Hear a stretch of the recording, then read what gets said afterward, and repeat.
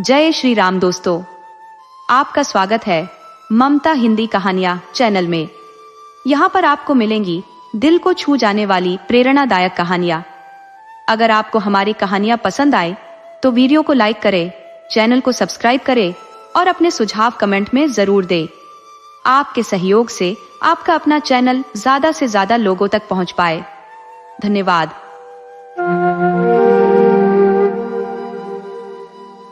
प्राचीन समय की बात है। एक राजा था जो बेहद दुखी रहता था।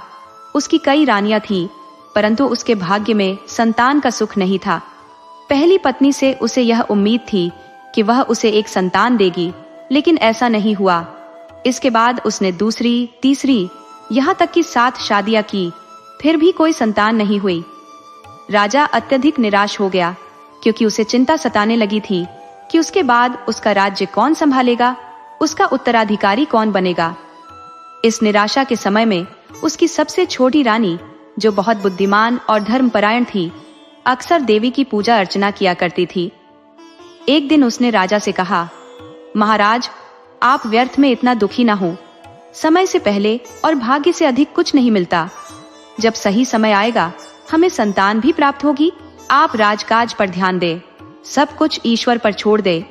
लेकिन राजा के मन से यह बात जाती ही नहीं थी। राजा ने सुना था कि प्राचीन काल में जब राजा लोग जंगल में जाते थे, उन्हें वहां तपस्या में लीन साधु संत मिलते थे, जो उन्हें आशीर्वाद देते थे और उनकी मनोकामनाएं पूर्ण होती थी। इसी सोच में डूबा राजा एक दिन अकेले जंगल की ओर निकल पड़ा। वह इतनी दूर चला गया कि उसके सैनिक भी पीछे छूट गए। तभी उसने देखा कि एक सुंदर स्त्री उसके सामने खड़ी है। स्त्री ने राजा से पूछा, तुम कौन हो और यहाँ इस निर्जन जंगल में क्या कर रहे हो? राजा ने उत्तर दिया, मैं इस राज्य का राजा हूँ। मेरे पास धन दौलत और पत्नियां हैं, पर कोई संतान नहीं है, इसीलिए मैं यहाँ आया हूँ। शायद कोई संत मिले जो मेरी यह इच्छा पूरी कर सके। वह स्त्री हंसते हुए बोली, यह जंगल बहुत सुनसान है, यहाँ तुम्हें कोई संत नहीं मिलेगा, पर मैं तुम्हारी मदद कर सकती हूँ। राजा ने उसे ध्यान से देखा और पूछा, अगर तुम मेरी मदद कर सकती हो तो बताओ मुझे क्या करना होगा? स्त्री ने कहा, तुम्हें मुझसे विवाह करना होगा। अगर तुम मुझसे विवाह करोगे तो तुम्हें एक पुत्र मिलेगा और तुम्हारा राज्य भी सुरक्षित रहेगा। राजा उसकी सौंदर्य पर मोहित हो गया और उसे अपने महल ले जाकर उससे विवाह कर लिया। वह स्त्री उसकी 8वीं रानी बन गई। अब राजा की खुशी की कोई सीमा नहीं थी। उसे विश्वास हो गया था कि उसकी नई रानी से उसे संतान अवश्य प्राप्त होगी। परंतु तभी महल में एक अजीब घटनाक्रम शुरू हो गया। अन्य रानियों में से कुछ गर्भवती हो गई, लेकिन यह खुशी भी क्षणिक थी, क्योंकि 8वीं रानी, जिसे राजा जंगल से लाया था, असल में कोई साधारण महिला नहीं थी। वह तो एक राक्षसी थी, जो सुंदरता के छलावे में राजा को फंसाकर महल में आई थी, ताकि वह अपनी राक्षसी भूख को तृप्त कर सके। हर रात जब महल के सभी लोग सो जाते, वह चुपके से उठती और अस्तबल में जाकर एक हाथी या 3-4 घोड़े या कुछ भेड़ बकरियां मारकर खा जाती। वह इस भूख को मिटाकर सुबह से पहले अपने कक्ष में लौट आती, मानो कुछ हुआ ही न हो। पहले पहल राजा को यह सब समझ में नहीं आया, क्योंकि सेवक डर के कारण कुछ भी कहने से कतराते थे। वे आपस में चर्चा करते कि इतने सारे जानवर कहाँ जा रहे हैं। धीरे धीरे यह सिलसिला बढ़ता गया और सेवकों ने आखिरकार राजा से जाकर शिकायत की।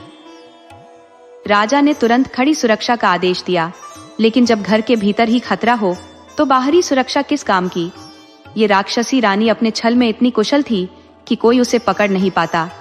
हर रात वह इसी तरह जाती और अपनी भूख मिटाकर लौट आती।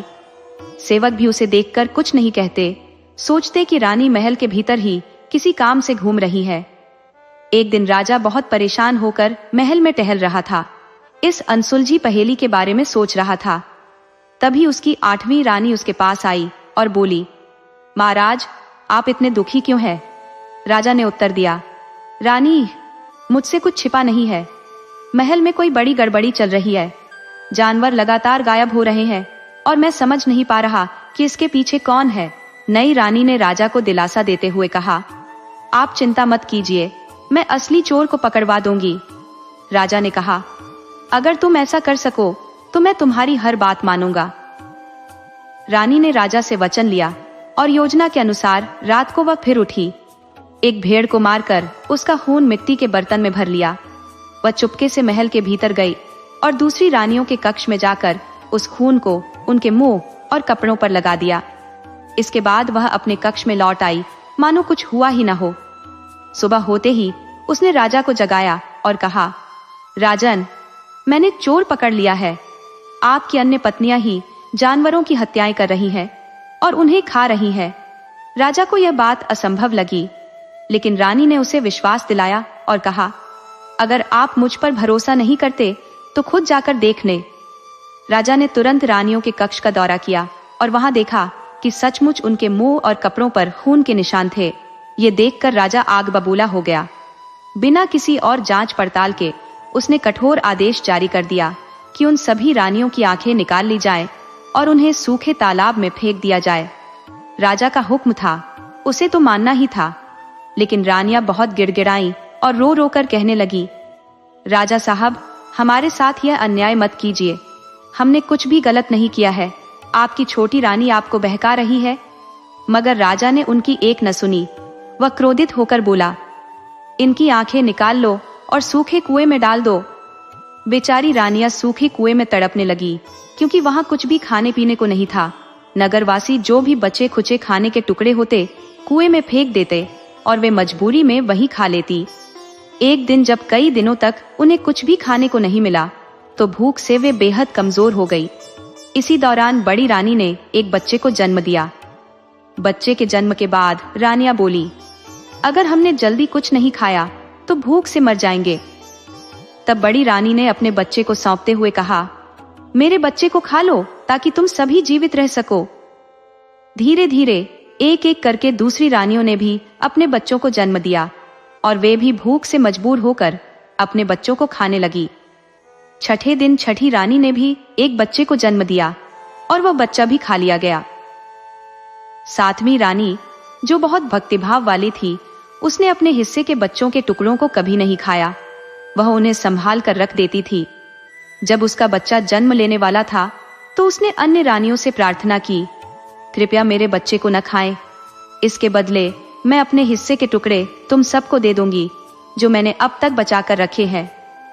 रानियों ने उसकी बात मानी और इस तरह उसका बच्चा बच गया। धीरे धीरे वह बच्चा बड़ा होने लगा और एक सुंदर राजकुमार जैसा दिखने लगा। समय के साथ वह 6 साल का हो गया। सातों रानियों ने सोचा, इस बच्चे को बाहर की दुनिया दिखाई जाए ताकि वह हमारे लिए कुछ काम कर सके और हम भूख से न मरे। लेकिन कुआं बहुत गहरा था और दीवारें भी सीधी खड़ी थी। अंत में उन्होंने एक उपाय सोचा। वे एक दूसरे के कंधों पर चढ़ गई और सबसे ऊपर सातवीं रानी थी, जिसने बच्चे को अपने कंधे पर बैठाकर कुएं के बाहर छोड़ दिया। बच्चा बाहर निकला और पहली बार दुनिया देखकर बहुत खुश हुआ। कुएं से बाहर निकलते ही बच्चा महल की ओर भागा। महल के रसोई घर में पहुंचकर उसने रसोइयों से खाना मांगा। रसोइयों ने उसे पेट भर खाना खिलाया। फिर बचा हुआ खाना लेकर वह उस कुएं की ओर चला गया और अपनी माँ और अन्य रानियों को वह खाना खिलाया। अब वह रोज महल से बचा हुआ खाना लाता और अपनी सातों माताओं को खिलाता। राजकुमार धीरे धीरे और बड़ा होने लगा। एक दिन जब वह रसोई में पहुंचा तो रसोई ने कहा, आज मेरी माँ का देहांत हो गया है, मुझे अंतिम संस्कार के लिए जाना होगा, तुम मेरा काम संभाल लेना। राजकुमार ने हामी भरी और कहा, मैं पूरी कोशिश करूंगा कि राजा के लिए अच्छा खाना बना सकूं। रसोइये ने उसे सारा काम सौंप दिया और चला गया। उस दिन राजकुमार ने खाना बनाया और जब राजा ने वह खाना खाया तो वह बेहद स्वादिष्ट निकला। खाना बखूबी पकाया गया था, उसमें एक मनमोहक सुगंध थी और इसे सलीके से परोसा भी गया था। जब शाम को रसोइया वापस आया तो राजा ने उसे बुलाकर उसकी बेहद प्रशंसा की और कहा कि आज का भोजन अद्वितीय था और उसने आग्रह किया कि भविष्य में भी ऐसा ही स्वादिष्ट खाना तैयार करे। यह सुनकर रसोइये ने ईमानदारी से स्वीकार किया कि यह स्वादिष्ट व्यंजन उसने नहीं बल्कि मेल में आए उस युवा ने बनाया था। उसने आगे कहा कि उस दिन उसकी माँ का देहांत हो गया था और वह अपनी जिम्मेदारी उस लड़के को सौंपकर घर चला गया था।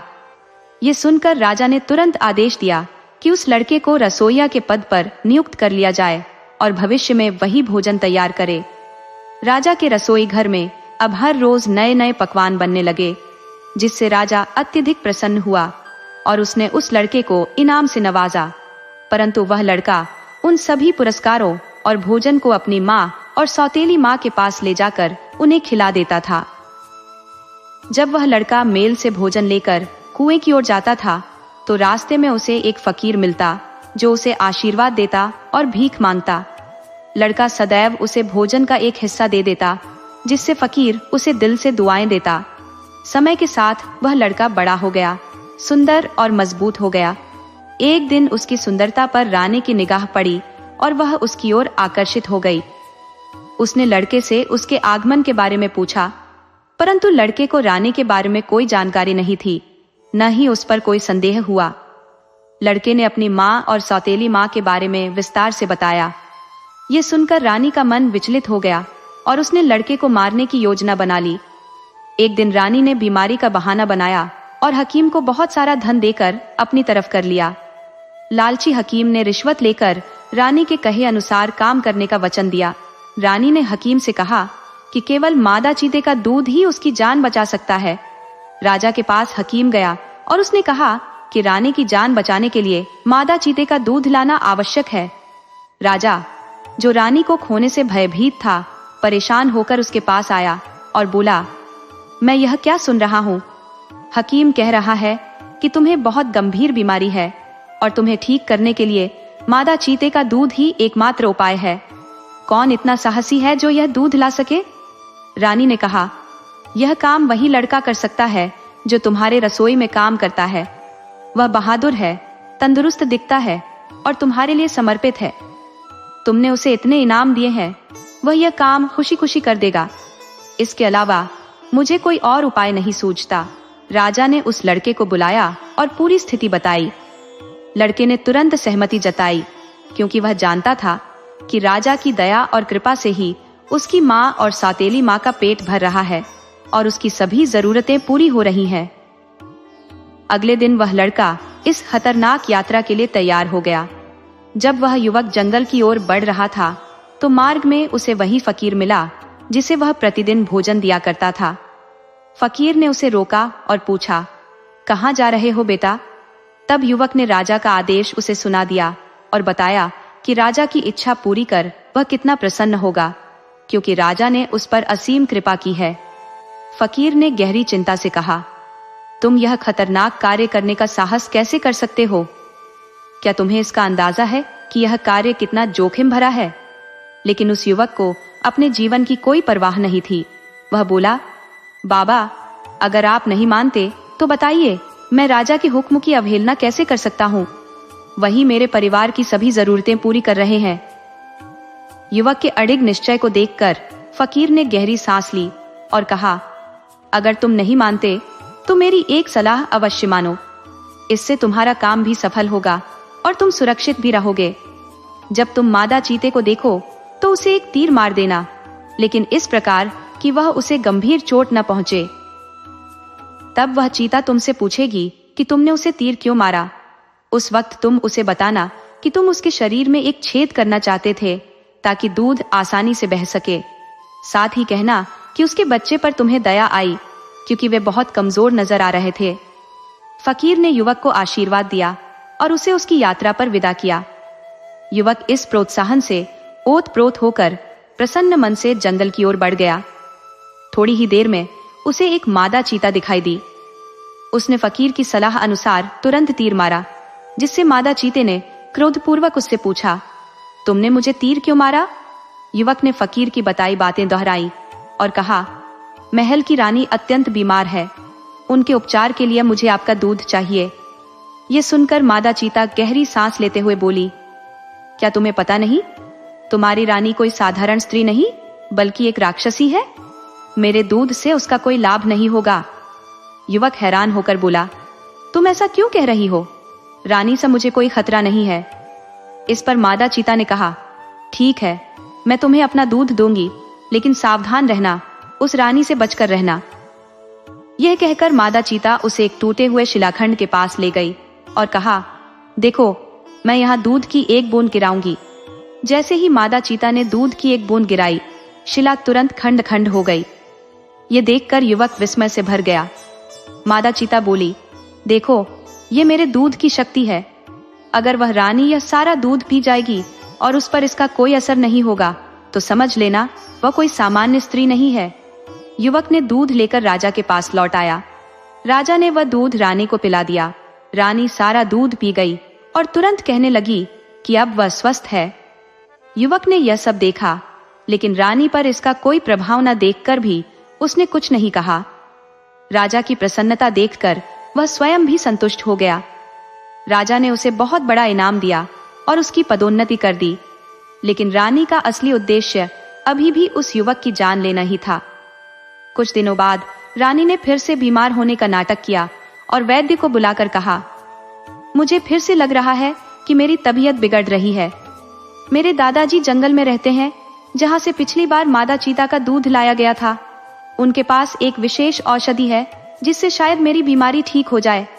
अगर आप वह दवा मंगवा सकते हैं तो कृपया उन्हें भेज दे। राजा यह सुनकर प्रसन्न हुआ और बोला, मैं उसी लड़के को भेजूंगा जो पिछली बार मादा चीता का दूध लेकर आया था। वह साहसी है और इस कार्य को पूरा कर सकता है। राजा ने तुरंत उस युवक को बुलाकर आदेश दिया कि वह जंगल जाकर दादाजी से दवा लेकर आए। युवक अपने सफर पर निकला और रास्ते में फिर से फकीर से सामना हुआ। फकीर ने पूछा, कहाँ जा रहे हो बेटे? लड़के ने फिर से पूरी कहानी सुना दी। फकीर ने चिंतित होकर कहा, तुम फिर से उसी खतरनाक जंगल में जा रहे हो? ये काम तुम्हारे लिए बेहद जोखिम भरा है। वह राक्षस तुम्हें जिंदा निगल जाएगा। लेकिन लड़के ने फकीर की बात न मानी और दृढ़ता से कहा, मैं राजा का आदेश नहीं टाल सकता। फकीर ने हार मानते हुए कहा, ठीक है, लेकिन मेरी एक बात जरूर सुनो। जब तुम उस राक्षस से मिलो तो उसे नाना जी कहकर संबोधित करना। वह तुमसे अपनी पीठ खुजलाने के लिए कहेगा तो उसकी पीठ जोर जोर से खुजलाना। लड़के ने सहमति में सिर हिलाया और अपनी यात्रा जारी रखी। जंगल बहुत घना और भयावह था, लेकिन आखिरकार उसे दूर से राक्षस का घर दिखाई दिया।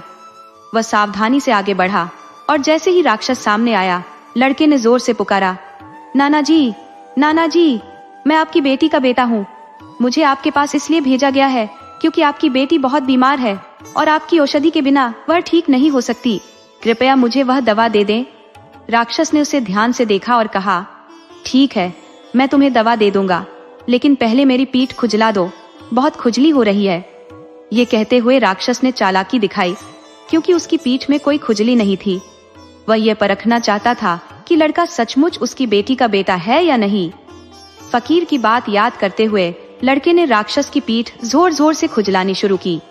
जब उसने अपने नाखूनों से राक्षस की पीठ में गहरा निशान बना दिया, तभी राक्षस ने चिल्लाकर कहा, बस ठीक है, अब रुक जाओ। राक्षस ने अपनी चाल में असफल होते हुए अंततः उसे दवा दी और वापस भेज दिया। महल पहुंचकर लड़के ने दवा राजा को सौंपी। राजा ने दवा को रानी तक पहुंचाया और रानी ने दावा किया कि वह अब पहले से बेहतर महसूस कर रही है। राजा उस युवक की काबिलियत देखकर अत्यंत प्रसन्न हुआ और उसे बड़ा इनाम दिया, लेकिन रानी अंदर ही अंदर घबराई हुई थी। उसे समझ नहीं आ रहा था कि वह लड़का आखिर हर बार कैसे बचकर लौट आता है। रानी ने धीरे धीरे अपने मन में फिर से एक नई साजिश रची।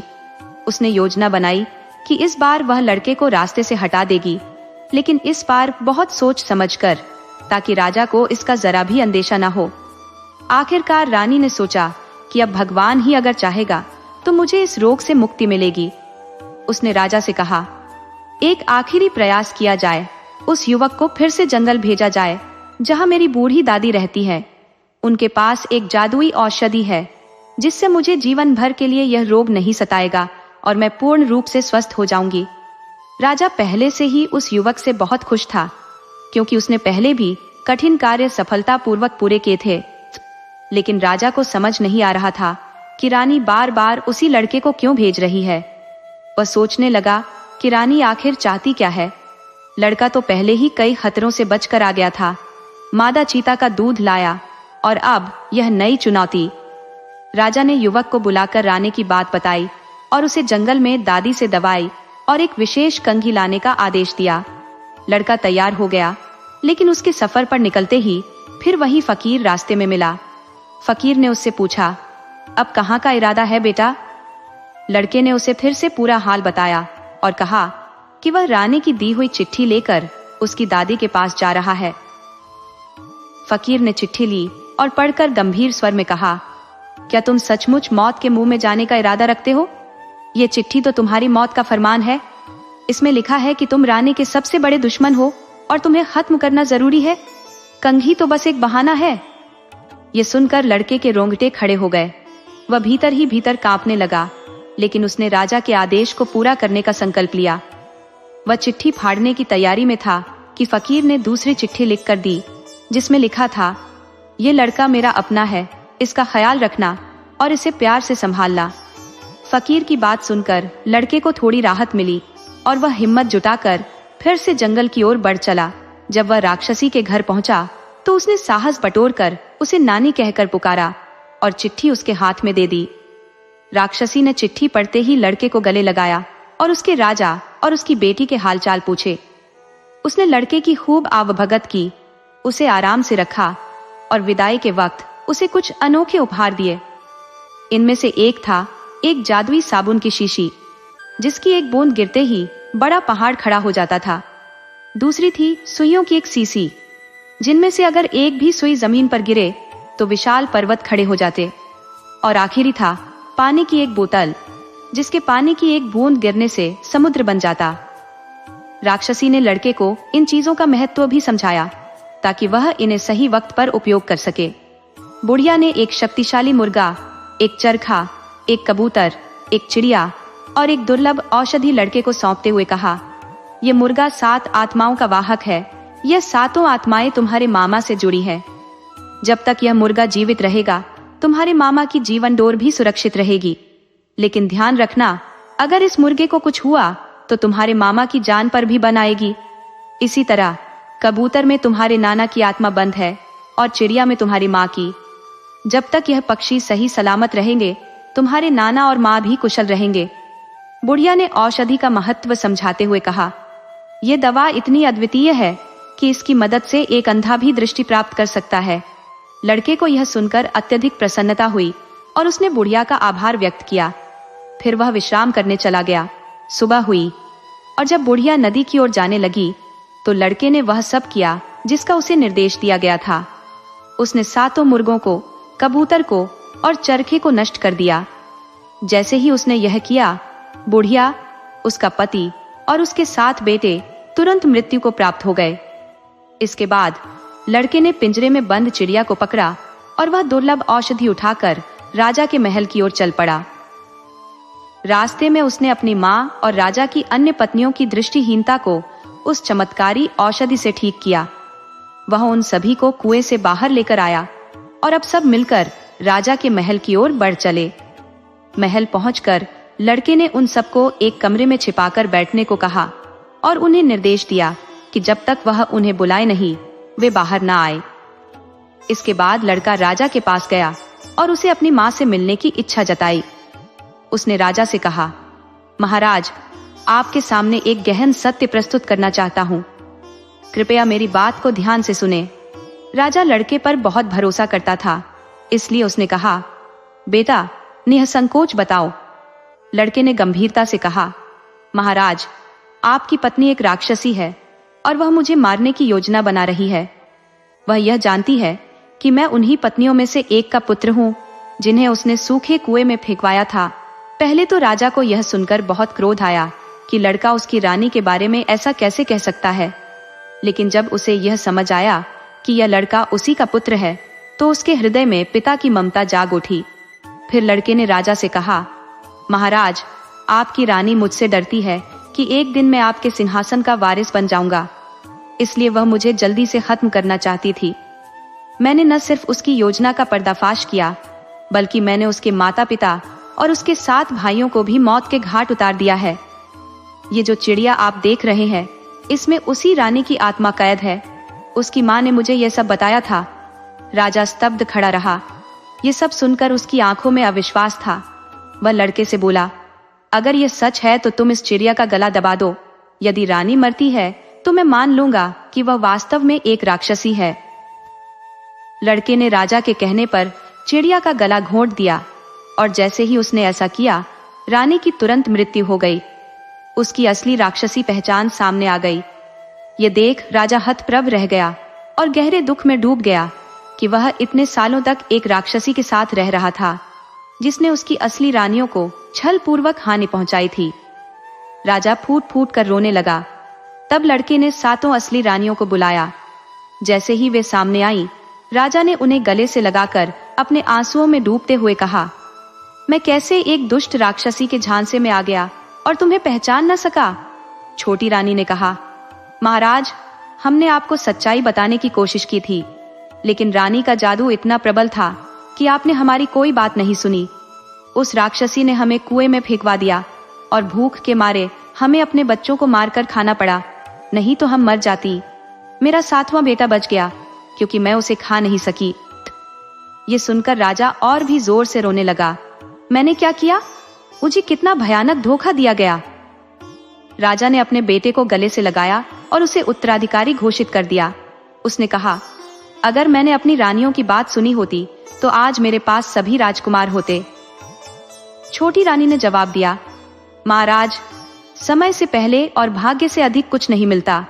आपके नसीब में एक ही पुत्र था जो आपको मिल गया। इसके बाद राजा ने अपनी 7 रानियों को फिर से अपना लिया और अपने पुत्र को राज्य का उत्तराधिकारी बना दिया। राजकुमार के पास वह जादुई साबुन और पानी से भरी बोतलें थी जिन्हें राक्षसी ने दिया था। उसने इन जादुई चीजों की मदद से आसपास के सभी राज्यों पर विजय प्राप्त की और एक विशाल साम्राज्य खड़ा कर लिया। वृद्ध राजा अपनी 7 रानियों के साथ अब शांति से जीवन बिताने लगा। वे सभी आनंदमय जीवन जी रहे थे। जब राजकुमार बड़ा हुआ तो राजा ने उसके लिए एक सुंदर कन्या ढूंढकर उसका भव्य विवाह किया। राजकुमार का भी घर बस गया और उसके भी बच्चे हो गए। इस तरह उनका परिवार पूर्ण हो गया और वे सब सुख शांति से जीवन बिताने लगे। दोस्तों, अगर आपको यह कहानी पसंद आई हो तो कृपया इसे अधिक से अधिक शेयर करें, लाइक करें और हमारे चैनल को सब्सक्राइब करें। दोस्तों, आपको कहानी कैसी लगी अपने सुझाव कमेंट करना न भूले। तो चलिए आज की अगली कहानी शुरू करते हैं।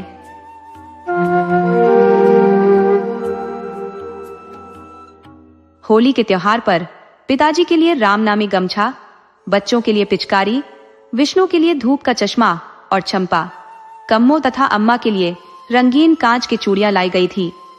होली के दिन दोनों घरों में स्वादिष्ट पकवानों की भरमार थी। गुजिया, मठरी, खुरमा जैसे कई व्यंजन बनाए गए थे।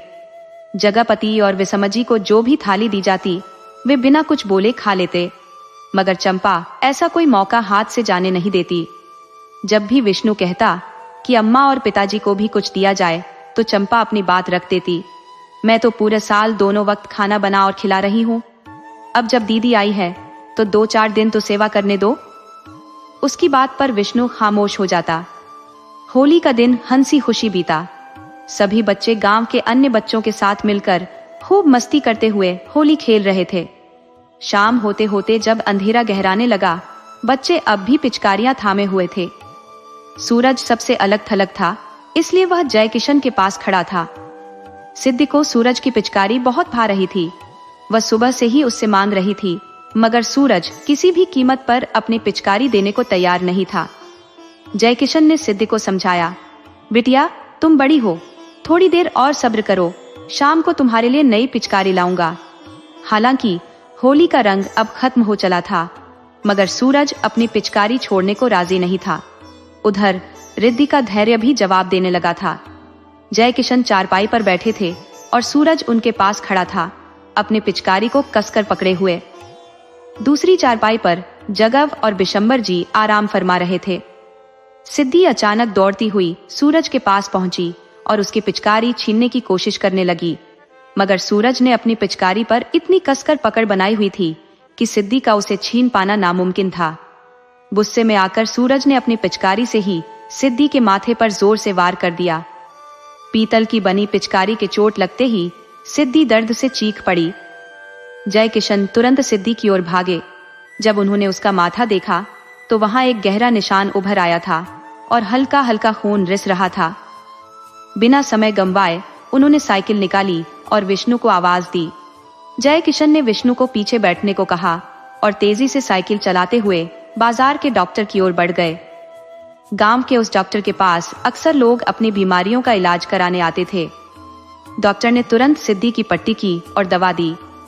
जय किशन विष्णु और सिद्धि को लेकर वापस घर लौट आए, मगर उन्हें क्या मालूम था कि घर पर एक ऐसा तूफान उनका इंतजार कर रहा है जो सब कुछ बदल कर रख देगा। घर पहुंचकर जय किशन ने साइकिल खड़ी की और विष्णु की मदद से सिद्धि को गोद में उठाया। बरामदे की ओर बढ़ते ही उनकी नजर चंपा पर पड़ी। चंपा उस वक्त अंदर थी और सिद्धि की चोट के बारे में कुछ भी नहीं जानती थी। दरवाजे की चौखट पर बैठी चंपा उनके लौटने का इंतजार कर रही थी। वहीं पास में पड़ी चारपाई पर जगव और बिशंबर जी भी बच्चों के साथ बैठे थे। जैसे ही जय किशन सिद्धि को लेकर अंदर आए, चंपा की नजर सिद्धि के माथे पर बंधी हुई पट्टी पर पड़ी। यह देखकर वह अपना आपा खो बैठी। अब यह गुस्सा आज की चोट का नतीजा था या बरसों से उसके दिल में पलती नफरत का, यह कहना मुश्किल था। उसे इस बात का बिल्कुल एहसास नहीं था कि वह क्या करने जा रही है। जैसे ही मान सम्मान और मर्यादा को ताक पर रखकर वह आगे बढ़ी, उसने जय किशन के हाथों से सिद्धि को लगभग झटकते हुए छीन लिया। गुस्से से भरी चंपा ने विष्णु को ताने देते हुए कहा, तुम्हारे हाथ टूट गए हैं क्या, जो तुमने अपनी बेटी को इनके हवाले कर दिया? इनका बेटा तो राजकुमार बना फिरता है और मेरी मासूम बच्ची का सिर फोड़ डाला। अब ये बड़े आराम से उसे डॉक्टर के पास लेकर घूम रहे हैं और तुम सब मूक दर्शक बने हुए हो। चंपा गुस्से में तिल मिलाते हुए सिद्धि को अपनी गोद में लेकर अपने हिस्से वाले घर के अंदर चली गई। तभी बिशंबर जी ने चंपा को जय किशन को छूते हुए देख लिया और वह दहाड़ते हुए बोले, अरे चंपा, ये क्या कर रही है? तूने अपने जेठ को छू लिया।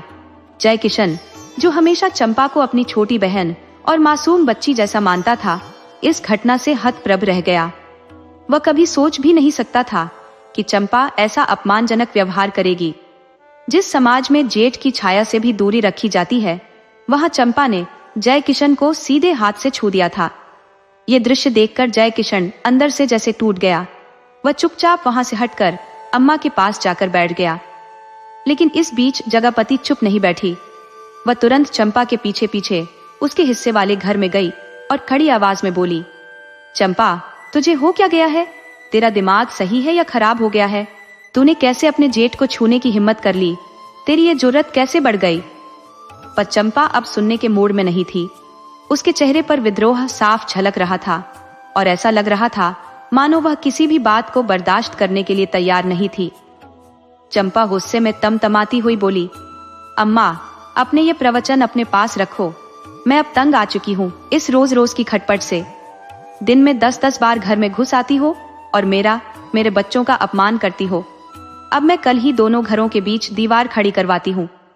फिर चाहे दिन में 100 बार आना रहना अपने लाडले बड़े बेटे और बहू के साथ।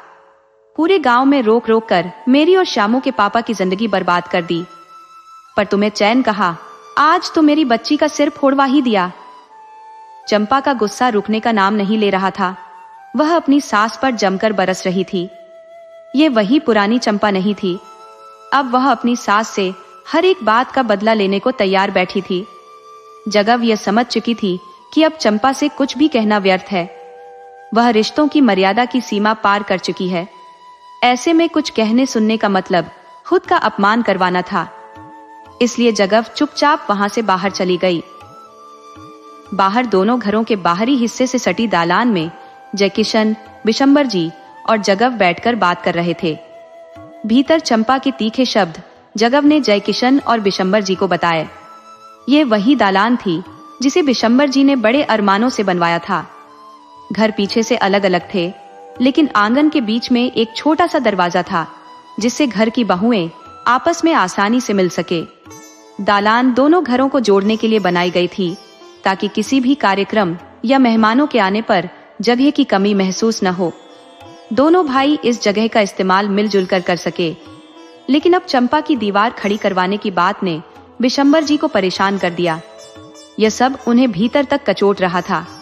रिश्तों में आई दरार को सह पाना उनके लिए कठिन था। जब इस बैठक में चर्चा चल रही थी तो दीवार जैसे उठ खड़ी हो गई। पूरे गांव में यह बात जंगल की आग की तरह फैलने वाली थी कि उनकी छोटी बहू ने जेठ को स्पर्श कर बच्चे को अपनी ओर खींच लिया। सोचिए, समाज में उनकी इज्जत का क्या होगा। होली के अवसर पर जब दिन में ही हर घर में पकवान बन जाते हैं और शाम को उसी के सहारे गुजारा होता है, कम्मो को भी आज भोजन बनाने से निजात मिल गई थी। वह वहीं पास में घूंघट की ओट में बैठी सब बातें सुन रही थी। कम्मो के मन में दुख का पहाड़ टूट पड़ा। उसे चंपा हमेशा प्यारी और निष्कपट लगती थी। उसने हमेशा छोटी बहन की तरह प्रेम दिया था। तो फिर ऐसी कौन सी भूल हो गई कि आज वह हर हद पार करने को तैयार थी। बसंत जी बार बार यही सवाल दोहरा रहे थे।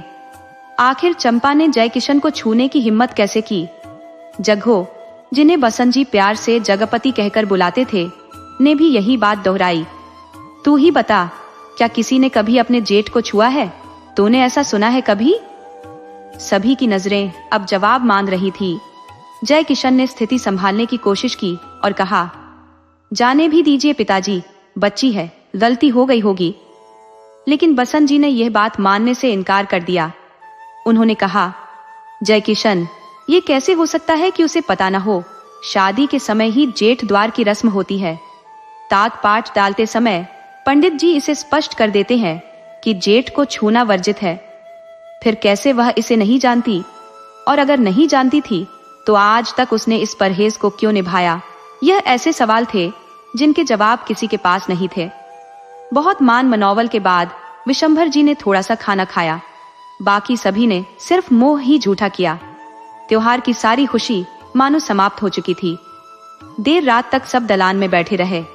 अंततः जगपति ने जयकिशन और कम्मो को सोने के लिए भेज दिया।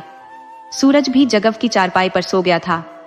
जगपति, जो रोज सुबह 4 बजे उठती थी, जैसे ही जागी, उन्होंने देखा कि विशंभर जी बार बार करवटें बदल रहे थे। कभी बैठते तो कभी लेट जाते। जगपति को लगा उनकी तबीयत ठीक नहीं है। वह उनके पास गई और माथे पर हाथ रखकर पूछा, क्या हुआ जी? तबीयत ठीक नहीं लग रही क्या?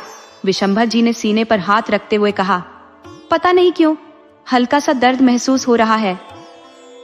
लेकिन उनके चेहरे को देखकर जगपति समझ गई कि वे झूठ बोल रहे थे। दर्द हल्का नहीं था, बल्कि गहराई तक बढ़ रहा था। जगपति ने हमेशा अपने परिवार को एक ढाल की तरह हर विपत्ति और कष्ट से बचाए रखा था। आज जब मामला उनके पति की तबीयत का था, तो उन्होंने समय गंवाए बिना निर्णय लिया। जयकिशन को पुकारते हुए उन्होंने भीतर जाकर बताया कि पिताजी की तबीयत ठीक नहीं लग रही है और उन्हें तुरंत पास के शहर के बड़े डॉक्टर के पास ले जाना होगा। जयकिशन ने स्थिति को भांपते हुए बाहर आकर पिताजी की हालत देखी और तुरंत पास के गांव जाकर गाड़ी की व्यवस्था करने के लिए साइकिल उठा ली, क्योंकि उनकी हालत बस से यात्रा करने लायक नहीं थी और गांव की बसें तो अपने तय समय पर ही आती जाती थी। जगपति ने विशंभर जी से कहा, आप दातुन करके स्नान कर लीजिए, क्योंकि वे बिना नहाए कुछ खाते पीते नहीं थे और उनका विश्वास था कि घर से खाकर निकलने पर ही बाहर कुछ अच्छा नसीब होता है। जगपति ने स्नान के लिए सारी तैयारी कर दी। विशंभर जी ने हल्का सा स्नान किया, पूजा अर्चना की और माथे पर चंदन लगाकर जाप करने लगे। इस बीच जयकिशन गाड़ी लेकर लौट आया। कम्मो ने दाल, रोटी और सलाद की थाली ससुर जी के सामने परोसी। वे धीरे धीरे और अनमने मन से खाने लगे। खाने के दौरान जगपति तैयार होने के लिए चली गई। नहा धोकर जब वे लौटी तो कम्मो ने उनकी कंघी करना शुरू किया। जगपति ने शीशे में अपना प्रतिबिंब देखा और माथे की बिंदी नजर न आने पर कम्मो से कहा, कम्मो, मेरी बिंदी शायद गिर गई है, एक नई बिंदी लगा दे। कम्मो ने तुरंत बिंदी का पत्ता निकाला और जगपति के माथे पर लगाने लगी। जैसे ही बिंदी लगाई, जगपति भड़क उठी। ये क्या कम्मो, तू मुझे काली बिंदी क्यों लगा रही है? कम्मो ने हाथ में बिंदी दिखाते हुए कहा, अम्मा, ये काली नहीं, कत्थई रंग की है। जगपति संतुष्ट होकर बोली, अच्छा ठीक है, लगा दे। तब तक डॉक्टर के पास जाने की सारी तैयारियां हो चुकी थी। विशंभर जी को कार में बैठने में दिक्कत हो रही थी, इसलिए वे लेट गए। उन्होंने जयकिशन से कहा, बेटा, मुझे कुछ चुभ रहा है, गद्दा डाल दे। जयकिशन ने कहा, पिताजी, यह कार है, इसमें पहले से ही गद्दा होता है। लेकिन पिताजी की बात मानते हुए उन्होंने एक पतला गद्दा लाकर बिछा दिया। विशंभर जी लेटते हुए बोले, जग्गो, तू मेरा सिर अपनी गोद में रख ले। जगपति को संकोच हो रहा था कि बेटे के सामने कैसे पति का सिर गोद में रखकर बैठे, लेकिन जयकिशन ने अपनी मां से कहा कि पिताजी की बात मान ले। हारकर जगपति ने विशंभर जी का सिर अपनी गोद में रख लिया। कम्मू ने सास ससुर के पैर छुए और गाड़ी शहर की ओर चल पड़ी डॉक्टर को दिखाने। इधर घर पर हलचल देख चंपा ने विष्णु को सुबह सुबह खेत पर भेज दिया। उसने कहा, तुम्हारी कौन सी नौकरी है जो बैठे बैठे खाने को मिलेगा? जाओ मेहनत करो, तभी बच्चों का गुजारा होगा। मुझे किसी और से कोई उम्मीद नहीं है। ये कहकर वह बच्चों को लेकर भीतर चली गई। वह जानती थी कि अगर विष्णु घर पर रहा तो वह पिताजी के साथ चला जाएगा और उसका समय बर्बाद होगा। शहर के अस्पताल पहुंचते ही विशंभर जी की बेचैनी और घबराहट बढ़ने लगी। वे बार बार अपने सीने को हाथों से दबाने लगे। जगपति हर बार उनका हाथ हटाकर अपने हाथों से दर्द कम करने का प्रयास करती, लेकिन उनकी कोशिश से विशंभर जी को राहत नहीं मिल रही थी। वे बार बार जगपति का हाथ हटाकर अपने हाथों से ही दर्द दबाने लगे। यह देखकर जयकिशन का मन विचलित हो रहा था। भले ही वह आगे की सीट पर बैठा था, लेकिन उसकी नजर बार बार पिताजी की ओर जा रही थी। वह मजबूर था, कुछ कर नहीं पा रहा था।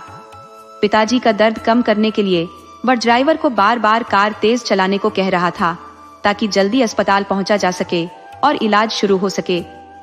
अस्पताल पहुंचने पर पता चला कि होली के दूसरे दिन की वजह से 2 दिन की छुट्टी के बाद अस्पताल खुला था और मरीजों की भीड़ बहुत ज्यादा थी। डॉक्टर का अभी तक कोई अता पता नहीं था। विशंभर जी बैठने की हालत में नहीं थे। जयकिशन ने ड्राइवर से कहा, तुम जल्दी से कार का गद्दा अस्पताल के बरामदे में बिछा दो। ड्राइवर ने जयकिशन के कहे अनुसार गद्दा बिछा दिया। जगपति और जयकिशन ने विशंभर जी को सहारा देकर बरामदे में लिटा दिया। विशंभर जी अब गर्मी की शिकायत करने लगे। उनके माथे पर पसीने की बूंदें मोती जैसी चमक रही थी। जगपति ने अपने पल्लू से पंखा बनाकर उन्हें हवा करने की कोशिश शुरू कर दी। जयकिशन ने कहा, अम्मा, आप पिताजी का ध्यान रखिए, मैं डॉक्टर को तुरंत यहीं बुलाकर लाता हूँ। इतना कहकर वह तेज कदमों से डॉक्टर के पास जाने के लिए निकल पड़ा। पूछने पर पता चला कि डॉक्टर साहब अभी भर्ती मरीजों को देख रहे थे और उसके बाद ही अन्य मरीजों को देखेंगे। जयकिशन सीधे डॉक्टर के पास पहुंचा और विशंभर जी की बिगड़ती हालत का हवाला देकर हाथ जोड़कर विनती करने लगा। पहले तो डॉक्टर ने टालने की कोशिश की, लेकिन जयकिशन के बार बार अनुरोध पर वे तुरंत विशंभर जी को देखने चल दिए। इधर जयकिशन के जाते ही विशंभर जी ने जगपति से कहा, जग्गो, मुझे उल्टी जैसा महसूस हो रहा है। फिर झट से बोले, जल्दी कर, मुझे उल्टी होने वाली है। वे बरामदे के किनारे गद्दे पर लेटे हुए थे। जगपति ने उनका सिर सहारा देकर किनारे लटका दिया और नीचे की ओर झुकने को कहा। कुछ ही देर में विशंभर जी को जोरदार उल्टी हुई, जैसे अंदर का सारा कष्ट बाहर निकल आया हो। उल्टी के बाद उनके चेहरे पर दर्द का भाव धीरे धीरे गायब हो गया। जगपति ने उन्हें फिर से लिटाया, पानी से उनका चेहरा साफ किया और पल्लू से सुखा दिया। अब वे शांत लेटे हुए थे। थोड़ी ही देर में जयकिशन डॉक्टर को लेकर आ गया। जगपति ने बताया, उन्हें अभी तक सिर्फ एक बार उल्टी हुई है, कोई अच्छी दवा दे दीजिए जिससे जल्दी आराम हो जाए। डॉक्टर ने वहीं झुककर विशंभर जी के सीने को आगे पीछे दबाकर ऊपर नीचे करके कुछ समझने की कोशिश की। फिर उठकर खड़े हो गए। जब जयकिशन ने पूछा, क्या हुआ डॉक्टर साहब, तो डॉक्टर ने सीधे कुछ नहीं कहा। जगपति ने झल्लाते हुए तेज आवाज में कहा, अरे डॉक्टर, देख क्यों नहीं रहे हो? देखो, उल्टी के बाद कैसे शांत पड़े हुए हैं। डॉक्टर ने थोड़ी झिझक के साथ शांत स्वर में जवाब दिया, माताजी, किसे देखूं? पंछी तो उड़ चुका है, अब मैं कुछ नहीं कर सकता। इतना कहकर डॉक्टर ने जयकिशन के कंधे पर सांत्वना भरी थपकी दी और वहां से चला गया। डॉक्टर के ये शब्द, पंछी तो उड़ चुका है, जैसे जगपति के कानों में गूंजने लगे। यह सुनकर उनके मन में निराशा घर कर गई। उन्होंने आंचल से विशंभर जी के चेहरे को साफ किया और उनकी तरफ खाली नजरों से देखते हुए गहरी सांस ली। जयकिशन से जगपति ने रुंधे स्वर में पूछा, जय बेटा, क्या सच में तेरे पिताजी हमें छोड़कर चले गए? अम्मा की आवाज सुनते ही जयकिशन जैसे एक झटके में अपनी तंद्रा से बाहर आया। वह अम्मा के गले लगकर फफक फफक कर रो पड़ा। बोला, अम्मा, डॉक्टर ने तो यही कहा। क्या सचमुच कोई ऐसे चला जाता है? जगपति ने एक बार फिर सवाल किया। उन्हें तो कुछ खास नहीं हुआ था, बस हल्का सा दर्द ही तो था सीने में। अम्मा के इन सवालों का जय किशन के पास कोई जवाब नहीं था। वह चुपचाप अपने पिता के निर्जीव शरीर पर सिर रखकर फूट फूट कर रोने लगा। जगपति ने उसके माथे पर अपना कांपता हुआ हाथ फेरते हुए कहा, क्यों रोता है रे पगले? देख, मैं तो नहीं रो रही। तू क्यों अपने आप को यूं कमजोर कर रहा है? देख, तेरी अम्मा खड़ी है ना तेरे साथ। जय किशन ने देखा कि सचमुच उसकी अम्मा की आंखों में आंसू नहीं थे, पर क्या उन्हें उससे कम दर्द हो रहा होगा? नहीं, वह जानता था कि अम्मा अपने आंसुओं को अपने भीतर छिपाए हुए हैं ताकि वह टूट न जाए। ये देखकर उसने भी अपना दिल मजबूत किया। रोने भर से जिम्मेदारियां पूरी नहीं हो जाती, उसने खुद को समझाया। वह बड़ा बेटा था। पिता के जाने के बाद अब पूरा घर उसी पर निर्भर था।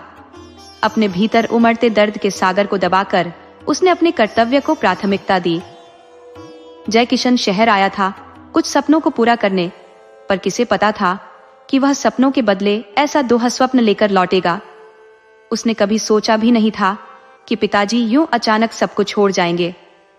उसके मन में सवालों का बवंडर उठ रहा था। ये सब क्यों हुआ? कैसे हुआ? वह घर वालों को यह दुख कैसे बताएगा? छोटे भाई विष्णु को कैसे समझाएगा? पर अब विलाप का समय नहीं था। उसने अपने गम को अपने भीतर दबाकर अपने पिताजी को गांव लाने की तैयारियों में जुट गया। यह उसकी जिम्मेदारी थी और वह जानता था कि उसे निभाने के लिए उसे मजबूत बनना पड़ेगा। जब वह पिताजी का शरीर लेकर गांव पहुंचा तो उस दुख का बोझ उसके कंधों पर इतना भारी था कि जैसे वे उस बोझ को सह नहीं पा रहे थे। जाते वक्त किसी के मन में यह ख्याल नहीं आया था कि लौटते वक्त इस तरह का दृश्य देखना पड़ेगा। जगपति ने भी विशंभर जी के शरीर को गोद में सिर रखकर वैसे ही संभाल रखा था जैसे जाते वक्त। उसकी आंखें आंसुओं के समंदर को भीतर समेटे हुए थी। वह हर एक पल को अपने भीतर अंकित कर लेना चाहती थी। उसे पता था कि अब बस कुछ ही घंटे बचे हैं जब वह अपने साथी को आखिरी बार देख सकेगी। इसके बाद विशंभर जी उसे सदा सदा के लिए बिछड़ने वाले थे। अब न वह शरीर दिखेगा, न वह चेहरा, और न ही वह बाहें जिन्हें कभी उसने थामे रखा था। अब कोई उसे जग्गो कहकर नहीं पुकारेगा।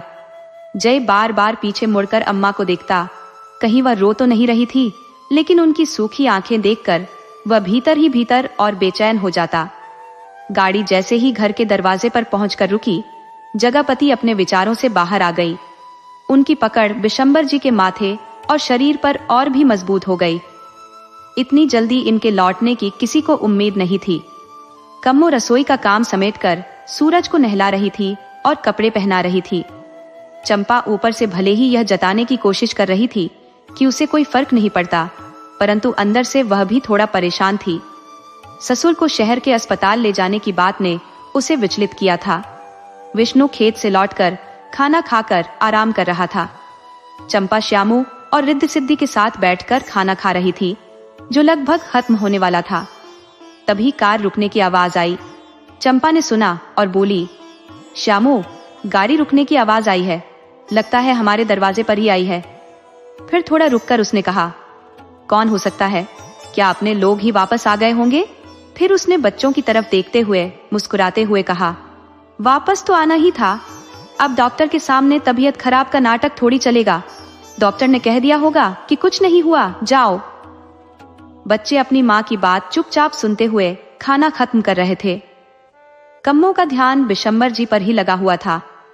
वह उनके लौटने की उम्मीद शाम तक कर रही थी, लेकिन बार बार उसकी नजर दरवाजे की ओर चली जाती।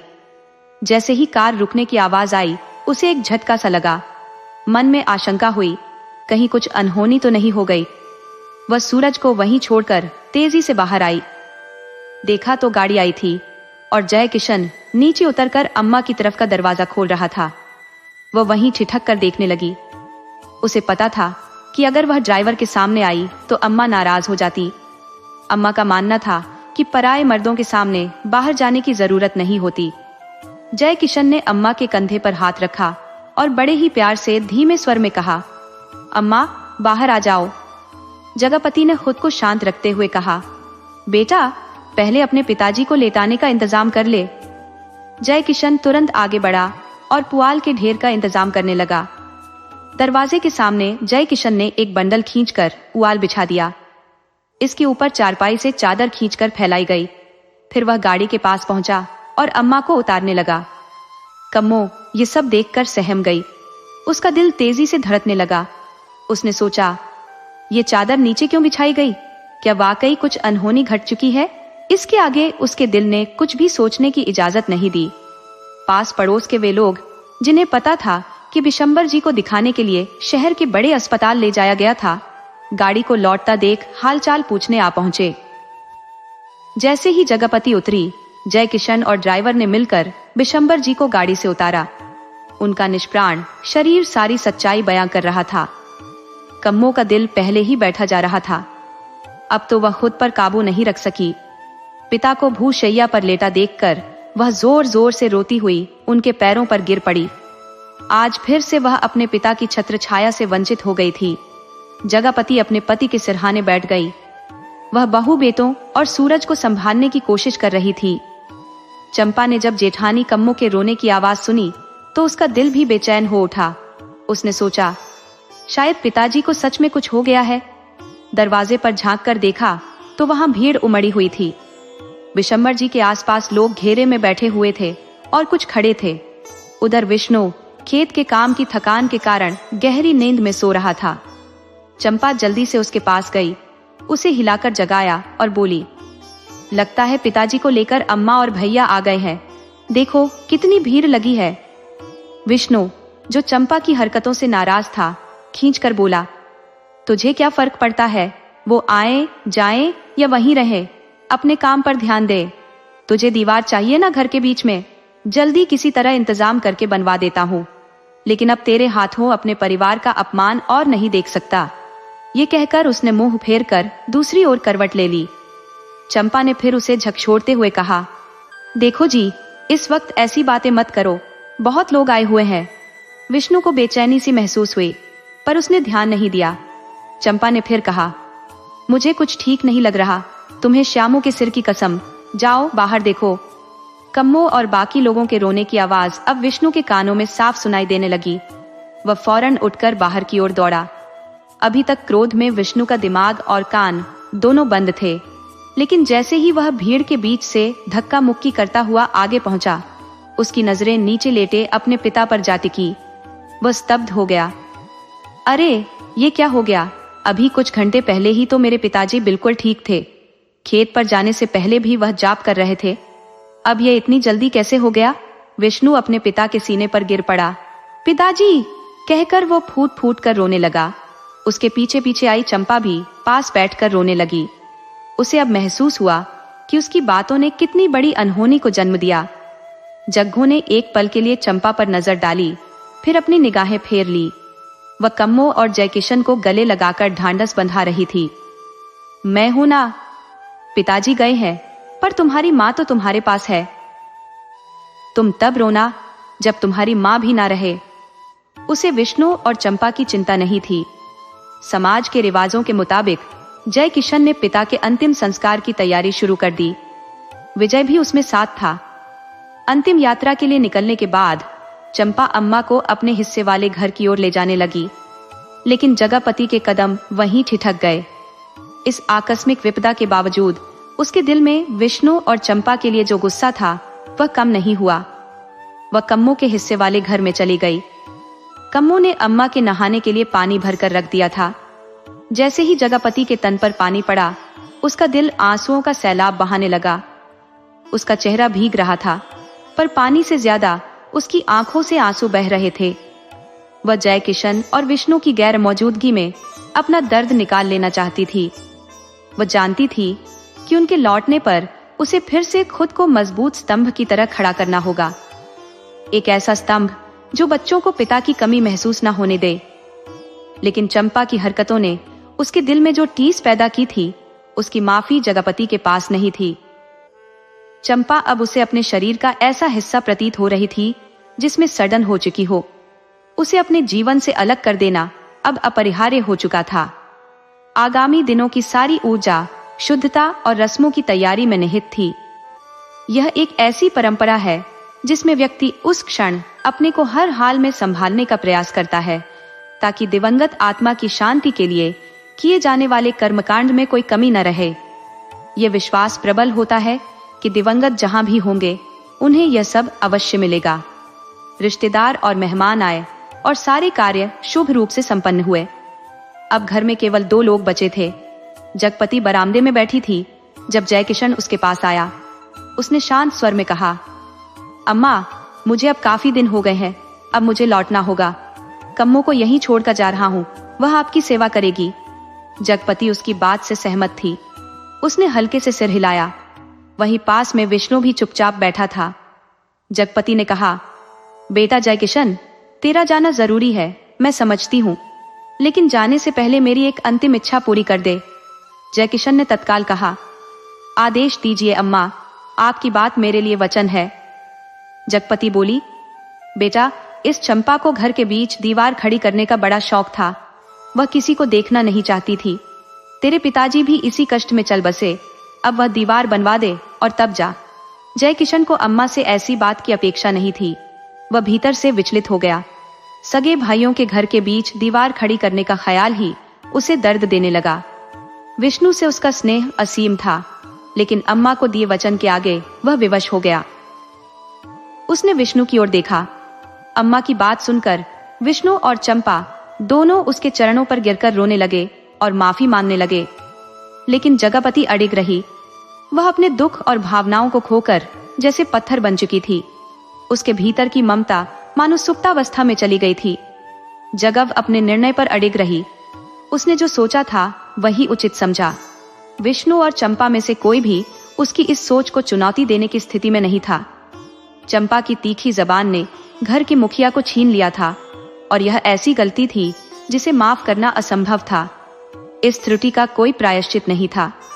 जयकिशन ने अम्मा के आदेश का पालन करते हुए दोनों घरों के बीच एक मिट्टी की दीवार खड़ी कर दी। विष्णु ने समझ लिया कि अम्मा का घायल दिल उसे और चंपा को कभी माफ नहीं करेगा।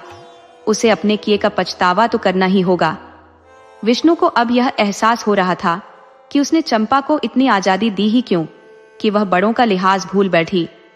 उसे चंपा की गलतियों पर पहले ही सख्त होना चाहिए था, लेकिन ऐसा न करने के कारण वह भी दोषी था। जयकिशन ने कम्मो और सूरज को घर पर छोड़कर फिर अपनी नौकरी का रुख किया।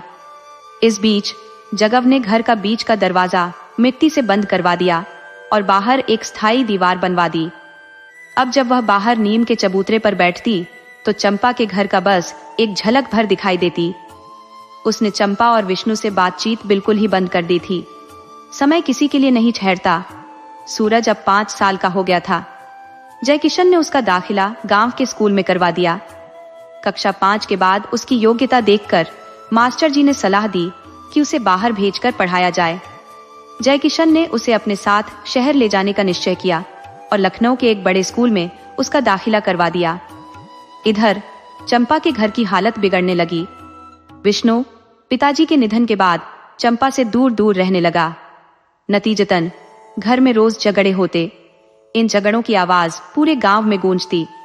इसका बच्चों पर भी बुरा असर पड़ा। वे भी आपस में हर वक्त उलझे रहते। श्यामू की पढ़ाई में दिलचस्पी कम होती गई। वह फेल तो नहीं होता था, पर कभी अच्छे अंक भी नहीं ला पाता। 12वीं के बाद वह पढ़ाई छोड़कर विष्णु के साथ खेती में जुट गया। विष्णु और श्यामू दिन रात खेतों में मेहनत करते।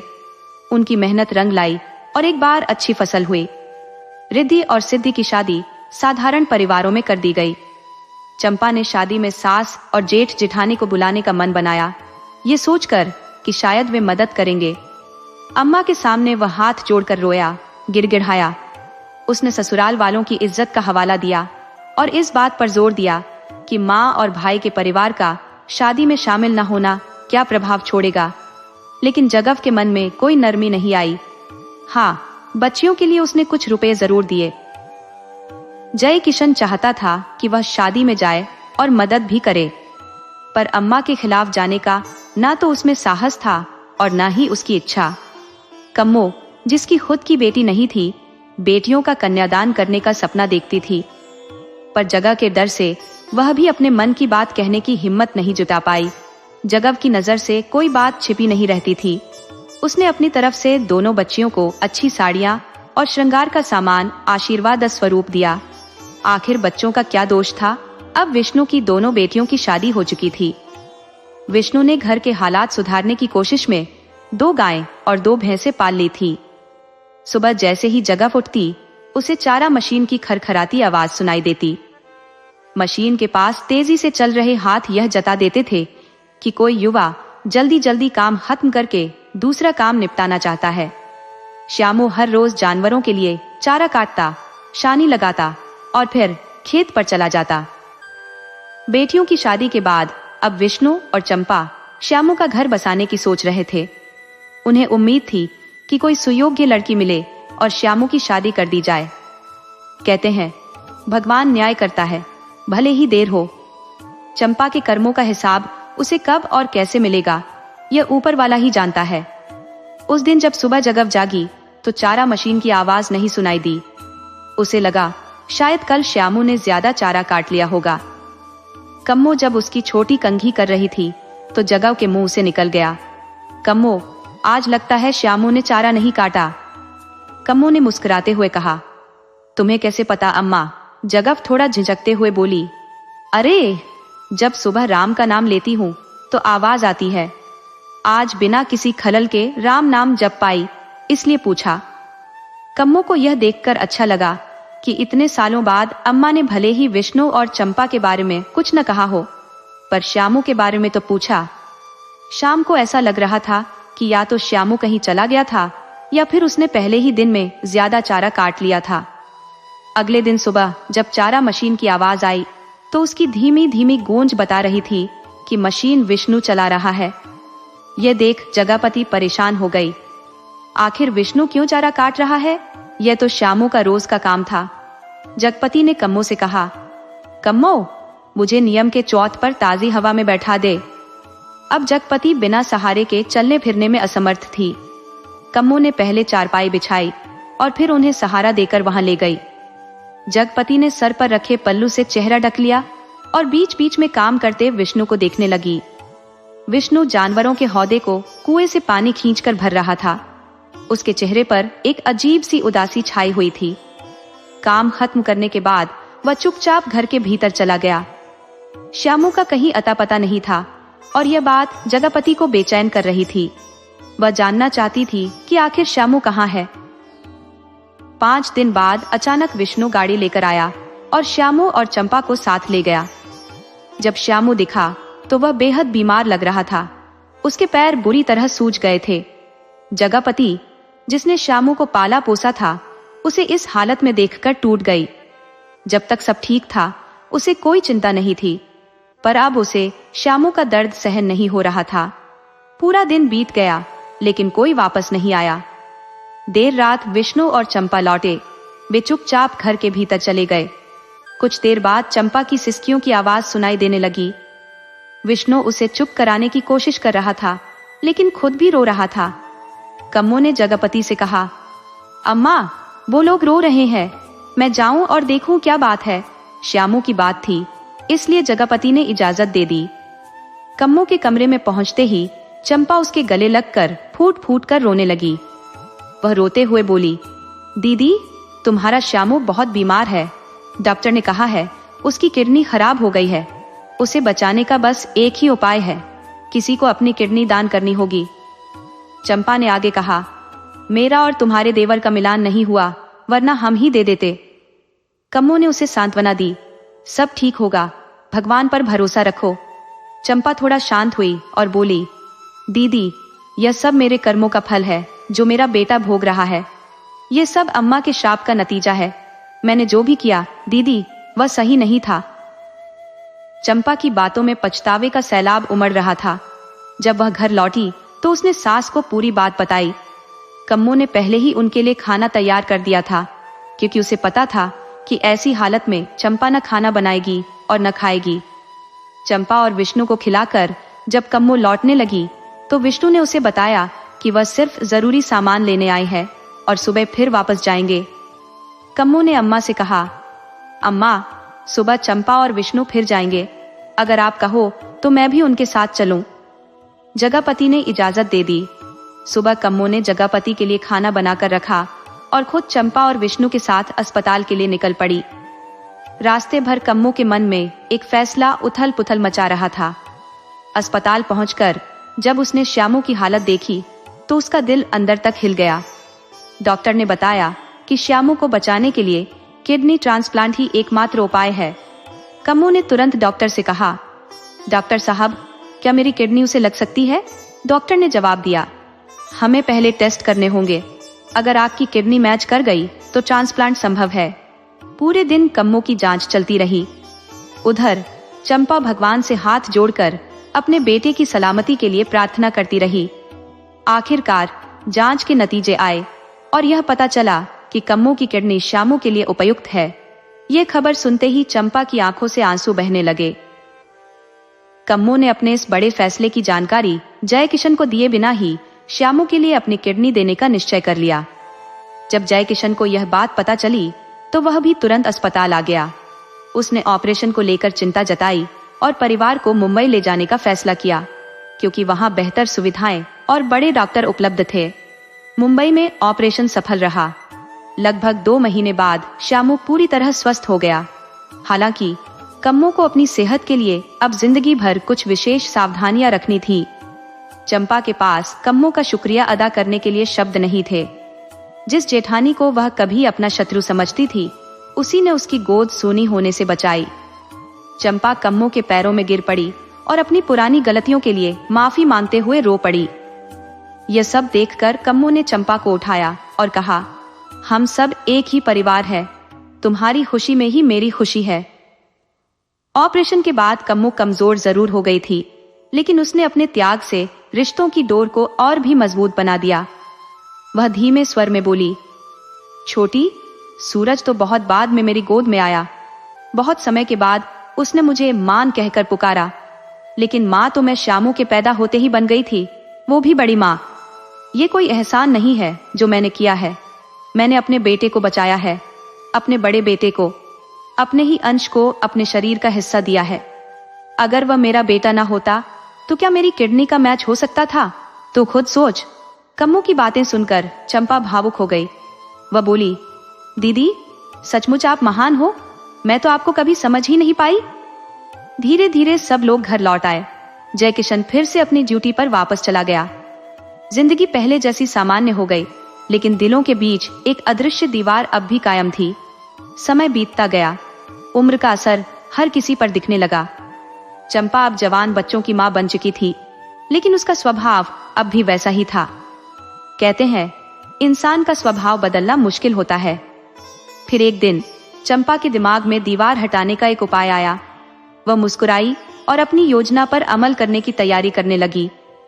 हर सुबह जब कोई देख नहीं रहा होता, वह झाड़ू लगाते वक्त दीवार पर 2 फावड़े मार देती। जैसा कहते हैं, बूंद बूंद से सागर बनता है, वैसे ही चंपा हर दिन 1 अंगुल की दीवार गिरा देती।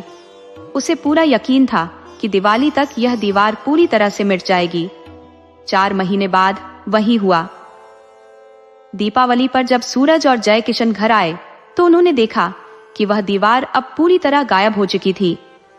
लीपा पोती किए गए घर की चमक दूर से ही नजर आ रही थी। नीम के पेड़ के नीचे बने चबूतरे पर जगपति आराम से बैठी थी और श्यामू की शादी की तैयारियों को लेकर कम्मो और चंपा से चर्चा कर रही थी। चंपा थोड़ा झिझकते हुए बोली, अम्मा, एक बात कहूं? जगपति ने मुस्कुराते हुए कहा, हाँ बोल, क्या मैं तुझे रोकने वाली हूं? अगर मना कर भी दूं तो क्या तू चुप रह जाएगी? चंपा ने हिम्मत जुटाकर कहा, अम्मा, वो करधने मुझे शादी में पहनने को दोगी ना? जगपति ने उसे घूरते हुए कहा, अपनी कमर देखी है, पूरा कमरा बन गई है और करधनी पहनने की बात कर रही है। वो तो श्यामू की बहू को दी जाएगी। कम्मो ने यह सुनकर हंसते हुए कहा, अम्मा, उसे छोटी को ही दे दो, मैं अपनी बड़ी बहू के लिए नई करधनी बनवा दूंगी। श्यामू की शादी में चंपा बड़े ठाट बाट से करधनी पहनकर इतराते हुए घूम रही थी। उसकी जवानी के अधूरे अरमान अब पूरे हो रहे थे। दोनों देवरानी और जेठानी के बीच का प्यार फिर से लौट आया था। बड़ी जेठानी के त्याग और देवरानी की अपनी गलतियों को स्वीकारने की हिम्मत ने पूरे परिवार को एक कर दिया था। श्यामू की शादी धूमधाम से हो गई। परिवार में खुशियां लौट आईं। यहाँ तक कि जगापति ने भी अपने पुराने दुख भुलाकर अपने बच्चों को गले से लगा लिया। अगर आपको ये कहानी अच्छी लगी हो तो हमें कमेंट्स में जरूर बताएं, और अगर आप हमारे चैनल पर नए हैं तो प्लीज चैनल को सब्सक्राइब करें, वीडियो को लाइक और शेयर करना ना भूलें। दोस्तों, आपको कहानी कैसी लगी अपने सुझाव कमेंट करना ना भूलें। तो चलिए आज की अगली कहानी शुरू करते हैं।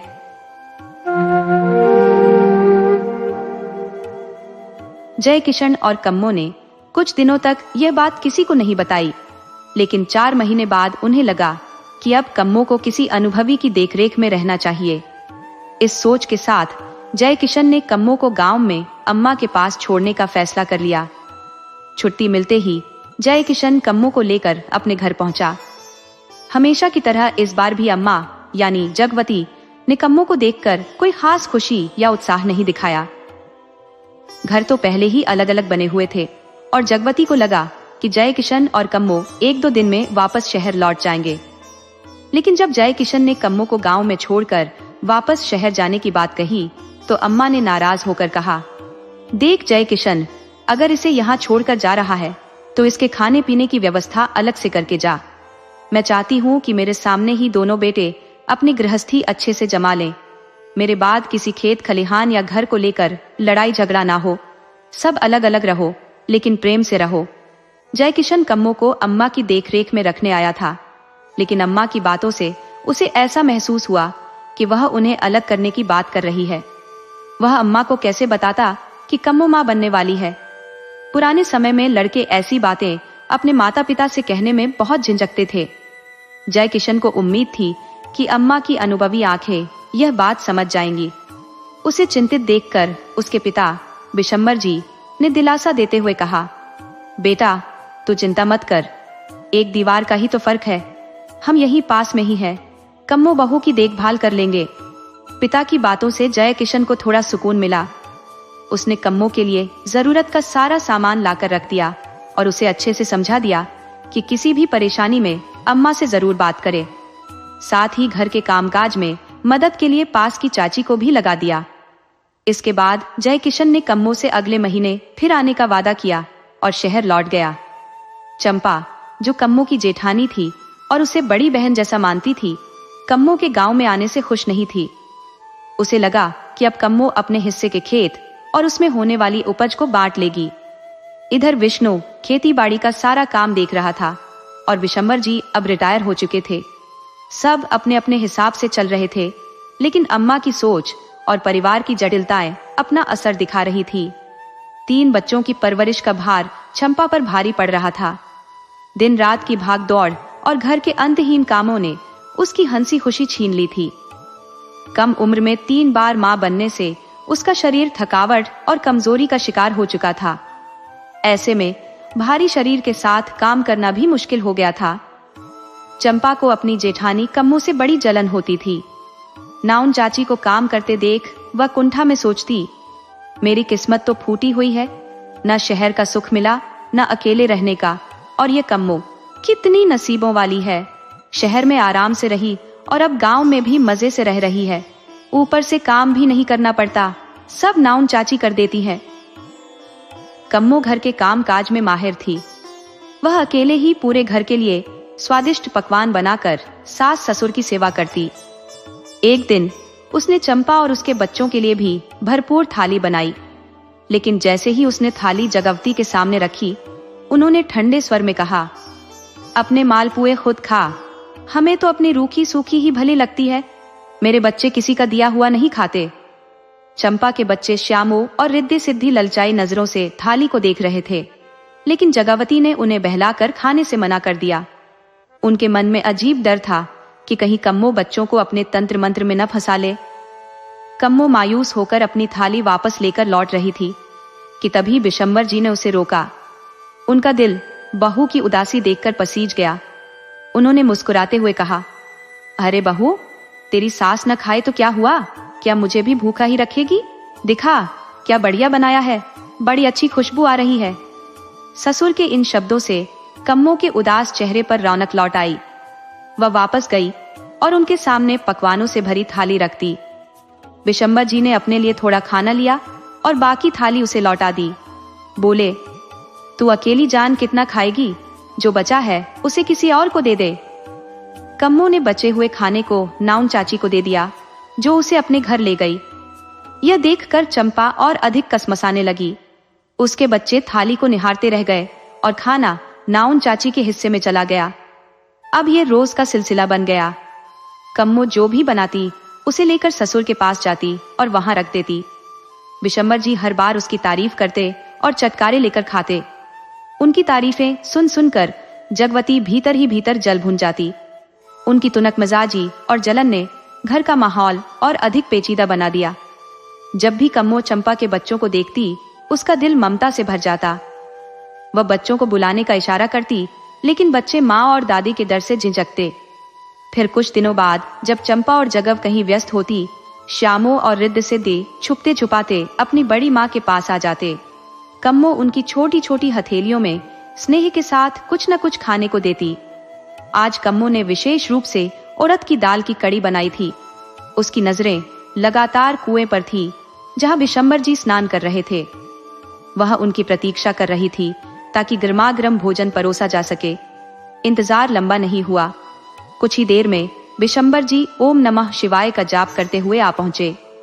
पूजा समाप्त होने के बाद कम्मो ने तुरंत थाली सजी सजाई उनके पास रख दी और सिर पर पल्ला संभाल लिया।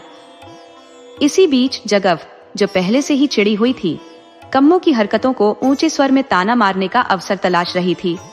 उसने तीखे अंदाज में कहा, अब क्या जमाना आ गया है, जिनकी कोख सोनी है वे पेट पर कपड़ा बांधकर अपने शौक पूरे कर रही हैं, पर कपड़ा तो बच्चा बनने से रहा। चलो बच्चा न सही, कम से कम ऊंचे पेट का शौक पूरा हो गया। जगव ने यह बात मजाकिया लहजे में कही और उसके साथ चंपा भी जोर जोर से हंसने लगी। लेकिन कम्मो, जो अपने पिता समान ससुर के सामने अपमानित हुई थी, यह सह नहीं सकी। उसका चेहरा अपमान और ग्लानि से लाल हो गया। सास के कड़वे शब्द उसके दिल में तीर की तरह चुभ रहे थे। वह चुपचाप अंदर चली गई और बिना खाए पिए बिस्तर पर निढाल गिर पड़ी। जगव के तानों ने कम्मो का आत्मविश्वास बुरी तरह तोड़ दिया। उसे लगने लगा कि शायद वह सच में मां नहीं बन पाएगी। उसे लगा कि उसकी खुशियों का सपना सिर्फ एक भ्रम था। इस बीच विशंबर जी, जो भोग लगाकर खाने बैठे थे, ने अपनी पत्नी द्वारा बहू के प्रति किए गए अपमान को सुना। हमेशा शांत रहने वाले विशंबर जी का संयम इस बार टूट गया। वे क्रोध से भर गए। उन्होंने हाथ जोड़कर भगवान से क्षमा मांगी, थाली सरकाई और हाथ धोकर उठ खड़े हुए। फिर उन्होंने जगव को खरी खोटी सुनाते हुए कहा, मैंने तो सुना था कि घर की बड़ी बहू का सम्मान परिवार की शान होता है, पर तुमने तो आज हमारी ही शान मिट्टी में मिला दी। यह घर तब तक घर नहीं बन सकता जब तक इसमें रहने वाले एक दूसरे को सम्मान देना न सीखे। विशंबर जी के इन शब्दों ने पूरे घर में सन्नाटा फैला दिया। जगव को अब अपनी गलती का एहसास हो रहा था, पर वह अपने तानों का बोझ कैसे कम करे, यह उसे समझ नहीं आ रहा था। वहीं कम्मो अंदर कमरे में अपने टूटे सपनों को समेटने की कोशिश कर रही थी। सास माँ होती है, पर तुमने हमेशा उसे डांटा, ताने दिए। मैं सुनता रहा, अनसुना करता रहा। चलो जाने दो, थोड़ा साहस और शक्ति चाहिए। तुमने उसे बहुओं को वश में रखने की बात कही। मैंने भी मान लिया कि ठीक है, शायद वह आत्मनिर्भर बन जाएगी। तुमने उसके हाथ का खाना खाने से मना कर दिया। मैंने सोचा, तुम्हारी मर्जी, चाहे तुम चंपा के हाथ का खाओ या कम्मो के, क्या फर्क पड़ता है। लेकिन आज तुमने हद कर दी। जगव, तुमने उस बेचारी पर आरोप लगाए। छी, ये सब सुनकर मेरा मन दुखी हो गया। अब मैं उसे तुम्हारी कड़वी बातों से दूर रखूंगा। जब तक जय किशन नहीं आता, मैं उसे अकेले नहीं रहने दूंगा। इतना कहकर विशंभर जी बाग की ओर चले गए। गुस्सा शांत करने के लिए टहलने लगे। जगव ने आज तक पति को इतना गुस्से में नहीं देखा था। वह कभी उसे डांटते नहीं थे, लेकिन आज बहुओं के सामने उसे बहुत कुछ सुनना पड़ा। नाराज होकर वह मुंह फुलाए बैठी रही। जय किशन अपने वादे के मुताबिक 1 महीने के अंदर घर लौट आया। उस घटना के बाद कम्मो का हंसना, बोलना और खाना पीना सब बदल गया था। वह कुछ भी बनाकर अपने ससुर को खिला देती, खुद थोड़ा सा खाकर रह जाती। 1 महीने में वह कमजोर हो गई। उसका रंग पीला पड़ गया। जब जय किशन आया तो कम्मो की सारी पीड़ा जैसे बाहर निकल आई। वह उससे लिपट कर फूट फूट कर रोने लगी। रोते हुए बोली, मैं मां नहीं बनने वाली। अम्मा ने कहा, मेरी साड़ी से मेरा पेट ऊंचा दिखता है। मुझे कोई भ्रम हो गया था। मैं कभी आपको औलाद का सुख नहीं दे पाऊंगी। आपका वंश आपके साथ ही खत्म हो जाएगा। आप दूसरी शादी कर लो। मैं घर के किसी कोने में पड़ी रहूंगी। आपको और आपके बच्चे को देखकर खुश हो जाऊंगी। जगव के तानों ने कम्मो को अंदर तक तोड़ दिया था। उसे वही बातें सच लगने लगी। जयकिशन हैरान था। वह बोला, कोई बात नहीं, अगर तुम मां नहीं बन सकती तो क्या हुआ? खुद को दुखी मत करो, सब ठीक हो जाएगा। इंतजार करो, जो होना है वह सामने आ ही जाएगा। मुझे सिर्फ तुम्हारा साथ चाहिए कम्मो। जब तुम और मैं साथ होंगे तो एक दूसरे का सहारा बनेंगे। जयकिशन की बातों से कम्मो का व्यथित मन शांत हुआ। उसके चेहरे पर ऐसी चमक आई जैसे किसी ने उसका सारा दर्द धोकर उजली धूप बिखेर दी हो। कम्मो, जो हंसना बोलना लगभग भूल चुकी थी, थोड़ी सुकून में आ गई। दूसरी ओर जयकिशन को अकेला पाकर जगव ने अपनी कड़वी बातें फिर से शुरू कर दी। अरे जयकिशन बेटा, तू शादी को मानता ही नहीं है और तेरी पत्नी पेट पर साड़ी कसकर घूम रही है। अब साड़ी कसने से पेट ऊंचा दिखेगा, पर बच्चा कहां से आएगा? क्या साड़ी बांधने से तेरा वंश बढ़ जाएगा? क्या तू बाप बन जाएगा? जगव की इन बातों ने जयकिशन को अंदर तक झकझोर दिया। लेकिन वह एक संकोची, शर्मीला और आज्ञाकारी बेटा था। वह अपनी अम्मा को सीधे यह कहने की हिम्मत नहीं जुटा पाया कि इस बार वह पूरी तरह गलत है।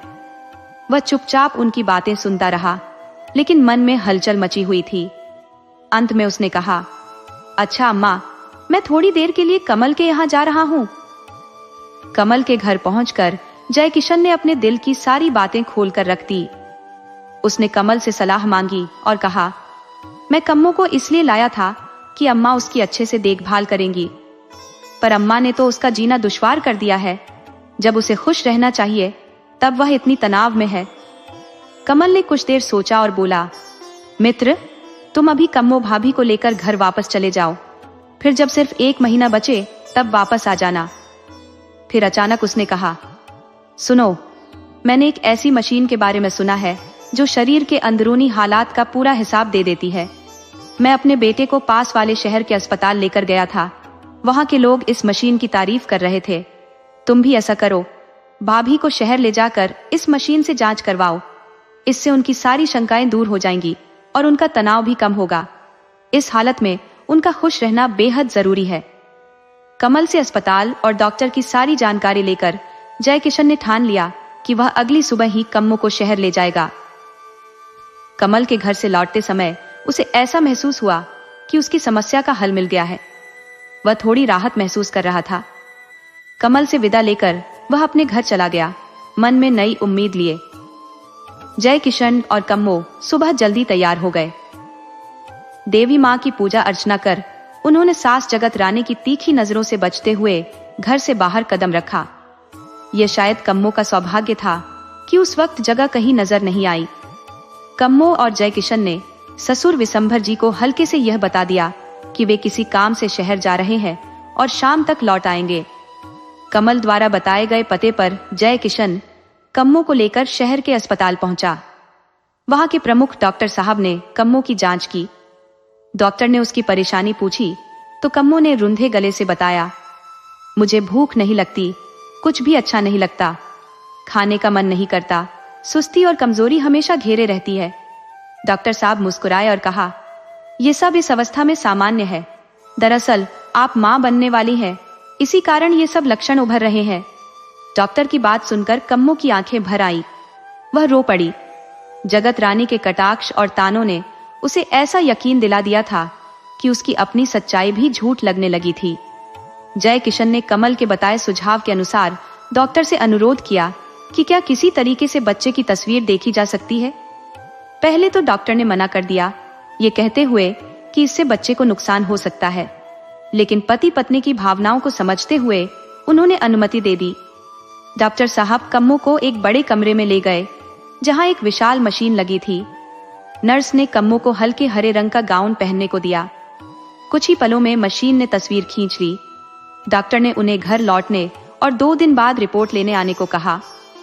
जय किशन और कम्मो देर शाम घर पहुंचे। दरवाजे पर जगह बैठी थी। उनकी आंखों में गुस्सा और जुबान पर जहर था। उन्होंने तंज कसते हुए कहा, जब बाल बच्चे ही नहीं हो रहे तो जिंदगी भर यूं ही घूमते डोलते रहोगे, दली गली, कोई जिम्मेदारी तो है नहीं। जय किशन ने माँ के तानों को अनसुना किया और कम्मो को लेकर चुपचाप अंदर आ गया। सफर की थकान से चूर कम्मो में कुछ पकाने की ताकत नहीं बची थी। ये देख जय किशन ने कहा, तुम फिक्र मत करो, मैं खिचड़ी बना लेता हूँ। दोनों ने सादा खाना खाया और सो गए। रिपोर्ट के इंतजार में 2 दिन जैसे किसी भारी बोझ तले दबे हुए बीते, लेकिन उनके दिल में उम्मीद की हल्की लौ जलती रही। जय किशन दोबारा रिपोर्ट लेने शहर के अस्पताल पहुंचा। डॉक्टर ने रिपोर्ट देते हुए उसे समझाया, ये बच्चे का सिर है और ये उसके हाथ पांव है। ये सुनकर और तस्वीर में देखकर जय किशन की आंखों में विश्वास और खुशी झलकने लगी। उसे यकीन नहीं हो रहा था कि यह वाकई उसका बच्चा है। उमंग से भरकर जय किशन ने रास्ते में एक हांडी रसगुल्ले खरीदे और तेजी से घर की ओर बढ़ चला। उसका मन कर रहा था कि जितनी जल्दी हो सके वह घर पहुंचे और कम्मो को उनके होने वाले बच्चे की पहली झलक दिखाए। घर पहुंचते ही वह सीधे जगत रानी के पास गया और रसगुल्ले की हांडी उनके हाथों में पकड़ाते हुए बोला, अम्मा, ये आपके लिए है। रसगुल्ले जगत रानी की कमजोरी थी। उन्हें देखकर उनका मन डामाडोल हो गया और उन्होंने तुरंत हांडी लपक ली। जय किशन ने झुककर अम्मा के पांव छुए। यह देख जगत रानी हैरान रह गई। उन्होंने पूछा, आज क्या बात है? तीज त्योहार तो नहीं है, फिर पांव क्यों छू रहा है? कहीं जा रहा है क्या?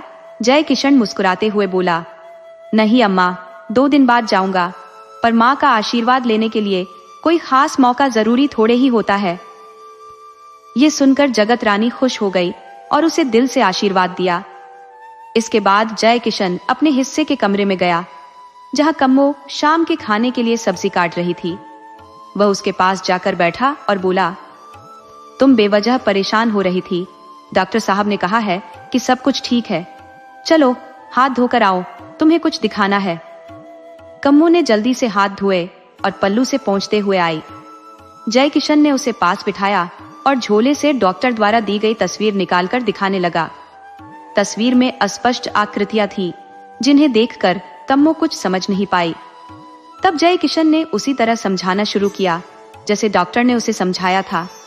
उसने कहा, देखो, ये बच्चे का सिर है और ये उसके नन्हे हाथ पांव है। कम्मो ने तस्वीर को अपने हाथों में ले लिया और उंगलियां तस्वीर पर फेरते हुए महसूस करने लगी जैसे वह सचमुच अपने बच्चे को छू रही हो। उसकी आंखों में खुशी के आंसू भर आए। तमाम आशंकाएं जो उसके मन में उठ रही थी अब शांति में बदल गई।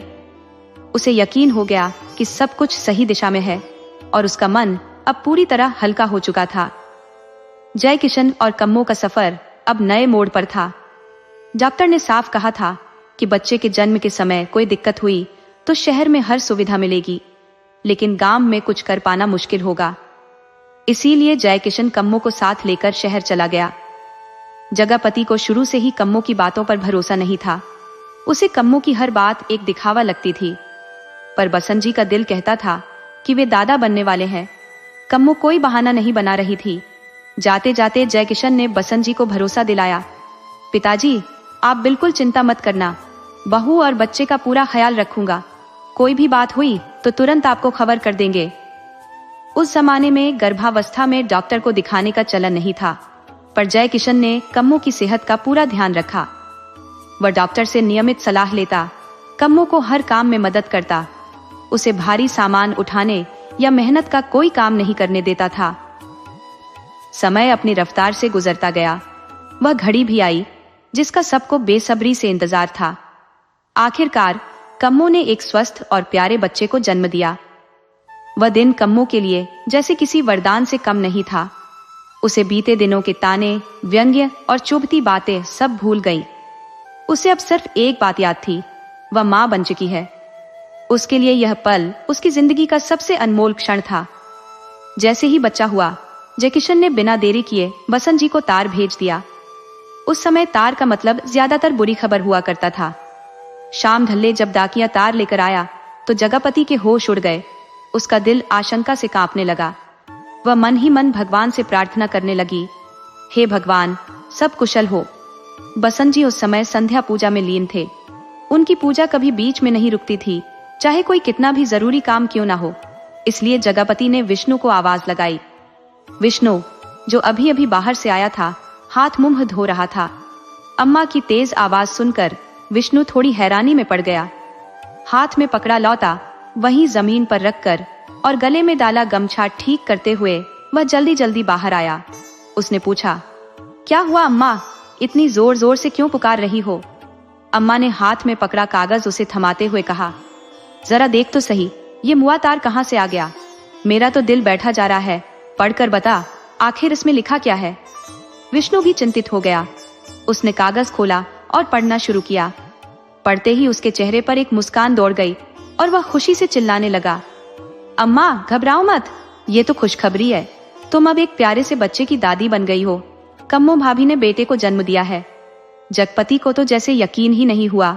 उसे लगा, क्या वाकई कम्मो माँ बन सकती है? उसकी सारी उम्मीदें तो कब की खत्म हो चुकी थी। लेकिन जब उसने खुद को संभाला तो इस बात से इनकार करने का कोई कारण भी नहीं बचा। अब उसे समझ आया कि कम्मो ने कभी कोई दिखावा नहीं किया था, वह सच में उम्मीद से थी। जगपति को अपनी बातों पर शर्म आने लगी। उसने मन ही मन सोचा, कैसे मैंने गर्भवती बहू का ख्याल रखना तो दूर, उल्टा उसे ताने मारने और जली कड़ी सुनाने में कोई कसर नहीं छोड़ी। उसे अपने व्यवहार पर ग्लानि हो रही थी, लेकिन पोते के जन्म की खबर ने उसके दिल में खुशी भी भर दी। उधर बसंत जी पूजा समाप्त कर बाहर आए। उन्होंने हंसते हुए पूछा, क्या हो रहा है इतना हल्ला गुल्ला? अब क्या बात है? जगपति ने बड़ी उत्सुकता से कहा, जय किशन के घर बेटा हुआ है। बसंत जी ने लंबी सांस लेकर इत्मीनान से कहा, मैं तो पहले ही जानता था कि भगवान के घर देर है, लेकिन अंधेर नहीं। पर तू ही बावली हो रही थी, उस गौ समान बहू को क्या क्या नहीं कहा। जगपति ने बीच में पति की बात काटते हुए कहा, अच्छा, अब रहने भी दो, मुझे बीती बातें मत याद दिलाओ। मुझे अपनी गलती का एहसास है। जो कुछ भी मुझसे गलत हुआ उसे अब सुधारना है।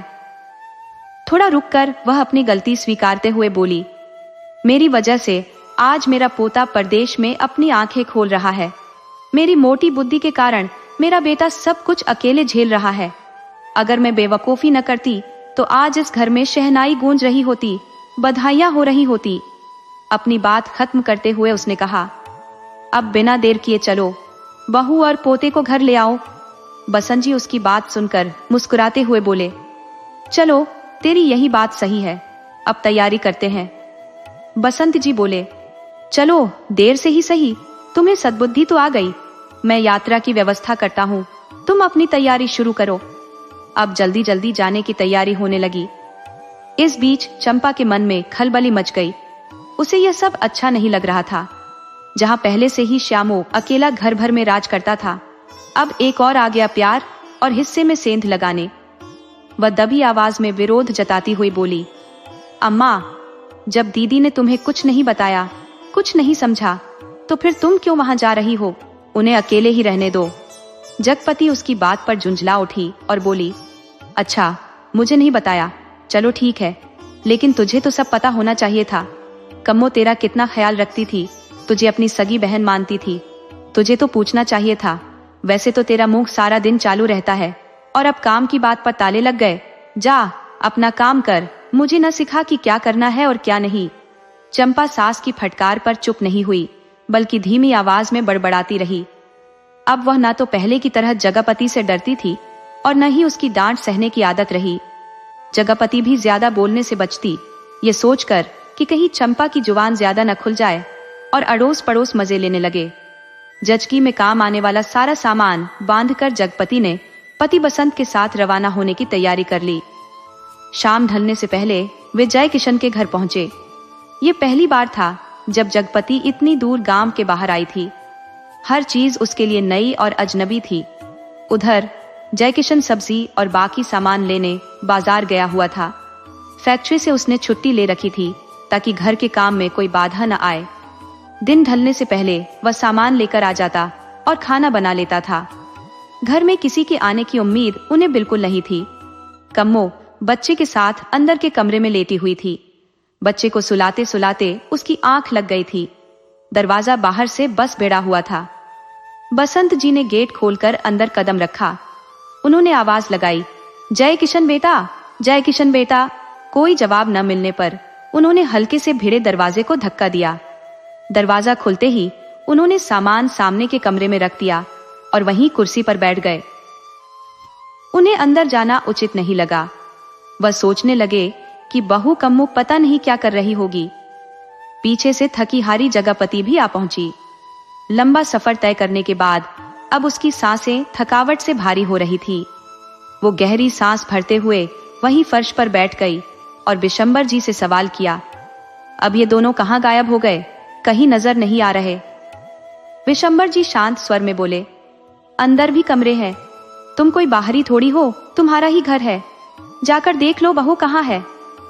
जगपति ने एक लंबी सांस लेते हुए कहा, अच्छा, और अपने घुटनों को सहारा देते हुए खड़ी हुई। घुटनों का दर्द उसे बिना सहारे के खड़ा होने नहीं देता था।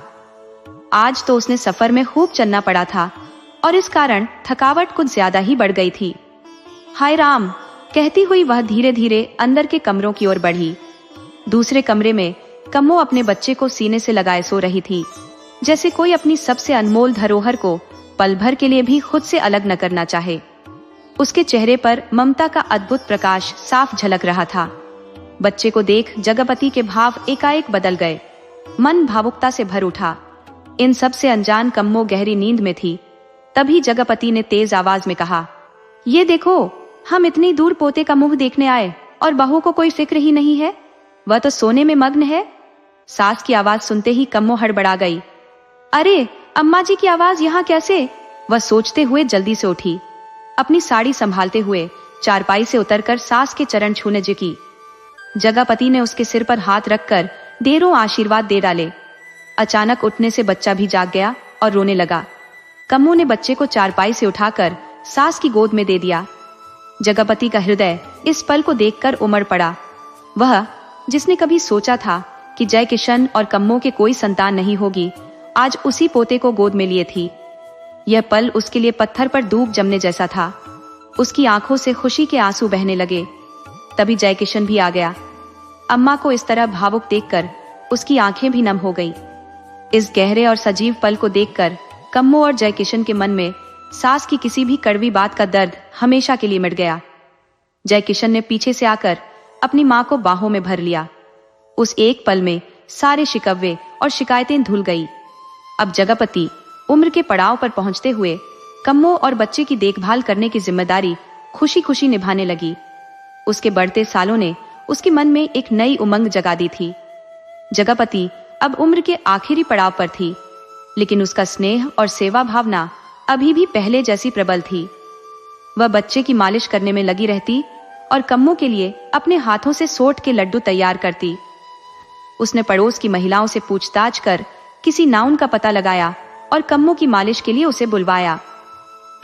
बच्चा अत्यंत सुंदर था, दूध जैसे उजले रंग का, तीखी नाक और चौड़ा माथा।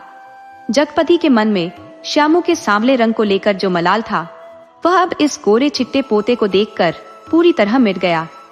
वह बार बार कहती, इसके चेहरे पर सूरज की चमक है, इसका नाम तो सूरज ही होगा।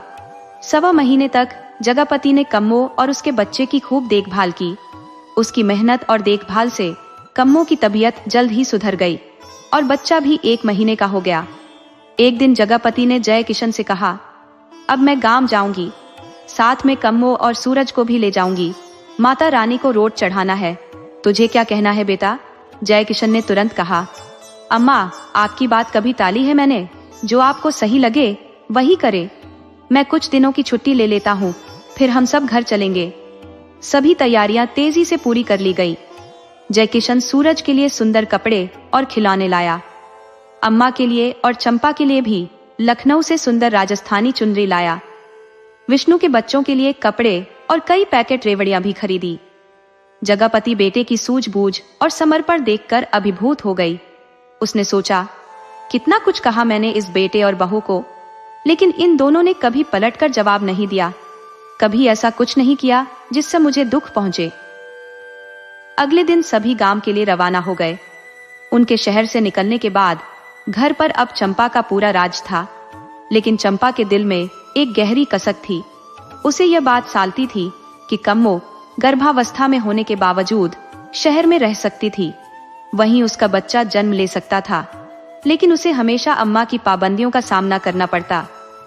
चंपा को यह सब अम्मा की साजिश लगती थी और यह बात उसके मन को कचोटती रहती थी। 1.25 महीने का यह समय चंपा के लिए मानो किसी स्वर्गिक सुख से कम नहीं था। वह सुबह देर तक सोती, अपने मन मुताबिक सारे काम करती और अपनी छोटी बेटी रिद्धि सिद्धि के साथ कभी चूहे पकड़वाती तो कभी छोटे छोटे बर्तन धुलवाती। कभी कभार खुद भी खाना बनाकर आस पड़ोस की औरतों के साथ पूरे दिन गप्पे लड़ाती रहती। इन गपशप में अक्सर कम्मो और जगव की शिकायतें शामिल होती। उस दिन भी हर रोज की तरह चंपा ने बच्चों को रात का खाना खिला दिया। चूल्हे पर दाल चढ़ाकर चावल थाली में लेकर वह बाहर चारपाई पर बैठी पड़ोसन से बातें कर रही थी। बातें करते हुए बीच बीच में चावल भी खा लेती। बच्चे बाकी बच्चों के साथ खेल रहे थे। इस 1 महीने में चंपा का स्वभाव पूरी तरह से बदल गया था। अब न उसमें पहले जैसा झिझक बचा था, न कोई संकोच। वह पुरखों जैसा व्यवहार करने लगी थी। इसी दौरान घर के सामने एक इक्का रुका। इससे पहले कि चंपा कुछ समझ पाती, जगपति इक्के से उतरकर कम्मो के गोद में उसका बच्चा पकड़ा देती है और चंपा को आवाज लगाकर धार देने के लिए पुकारने लगती है। चंपा वहीं बाहर ही थी, मगर अम्मा के सामने जाने में वह हिचकिचा रही थी। तभी बच्चे जगपति के पास आकर खड़े हो गए। जगपति उनसे कुछ पूछने ही वाली थी कि उसकी नजर बाहर खड़ी चंपा पर पड़ गई। गुस्से में वह बोल पड़ी, अच्छा तो तू यहाँ मजलिस लगाए बैठी है, मैं अंदर तुझे पुकार रही हूँ और तू यहाँ गप्पे मार रही है। तुझे दिखता नहीं है कि तेरी जेठानी दरवाजे पर गोद में बच्चा ली खड़ी है? धार देगी या मैं इसे ऐसे ही अंदर भेज दूं? सास की यह डांट चंपा को पड़ोसन के सामने बुरी लग गई। कुछ ही देर पहले वह घर की मालकिन बनकर बातें कर रही थी। चंपा कहाँ मानने वाली थी। वह तपाक से बोली, पर अम्मा, दीदी तो अपने घर जाएगी तो मैं क्या करूं? जगव का सब्र टूट गया। वह चिल्लाई, ठहर जा, ला मेरी लाठी, अभी बताती हूँ तुझे। ये सुनते ही चंपा तेजी से घर के अंदर चली गई। वह एक लोटे में पानी, सूप में चावल और हल्दी की कुछ गांठें डालकर बाहर आई। उसने कम्मो और बच्चे के ऊपर से धार उतारा और फिर बच्चे को सूप में लिटाकर उसे उठा लिया। लेकिन यह सब वह चालाकी से कम्मो वाले हिस्से में ही कर रही थी। चंपा ने मन ही मन सोचा, कहीं ऐसा न हो कि दीदी मेरे घर पर ही रहने आ जाए और मुझे उसकी सेवा करनी पड़े। उसने अपनी योजना पर पहले ही काम कर लिया था। जगपति सब कुछ भली भांति समझ रही थी, परंतु उसने इस समय अधिक कुछ कहने से बचना ही उचित समझा। घर में जगव का वापस लौटना चंपा को तनिक भी अच्छा नहीं लग रहा था, मगर वह विवश थी, कुछ कर नहीं सकती थी। उसने एक उपाय सोचा। यदि वह घर के कामों में लापरवाही बरतेगी, समय पर खाना न बनाएगी, तो दीदी स्वयं ही अम्मा को अपने पास खिला पिला ले जाएगी। हालांकि जगव और बिशंबर जी अब भी चंपा और विष्णु के साथ ही रहते थे, लेकिन कम्मो खाना बनाकर पहले उन्हीं को खिला देती थी। पहले जब कम्मो मां नहीं बनी थी, तब उसने श्यामू को अपना बेटा मानकर दिल से स्वीकार किया था। लेकिन चंपा की ईर्ष्या ने सूरज को उसके प्रेमपूर्ण गोद में आने ही नहीं दिया। चंपा की असल समस्या यह थी कि अब तक श्यामू ही घर का इकलौता वारिस था, लेकिन अब सूरज भी उसके हिस्से में सेंध लगाने आ गया था। ऊपर से सूरज का दूध जैसा उजला रंग चंपा को भीतर तक टीस पहुंचाता था। वह श्यामू और सूरज की तुलना करती और एक साथ देखने पर ये दोनों दिन और रात की तरह प्रतीत होते थे। उनमें दिन रात जितना बड़ा अंतर था, जो चंपा की व्यथा का कारण बना। इधर जगव ने शीतला माता की पूजा रखवाई।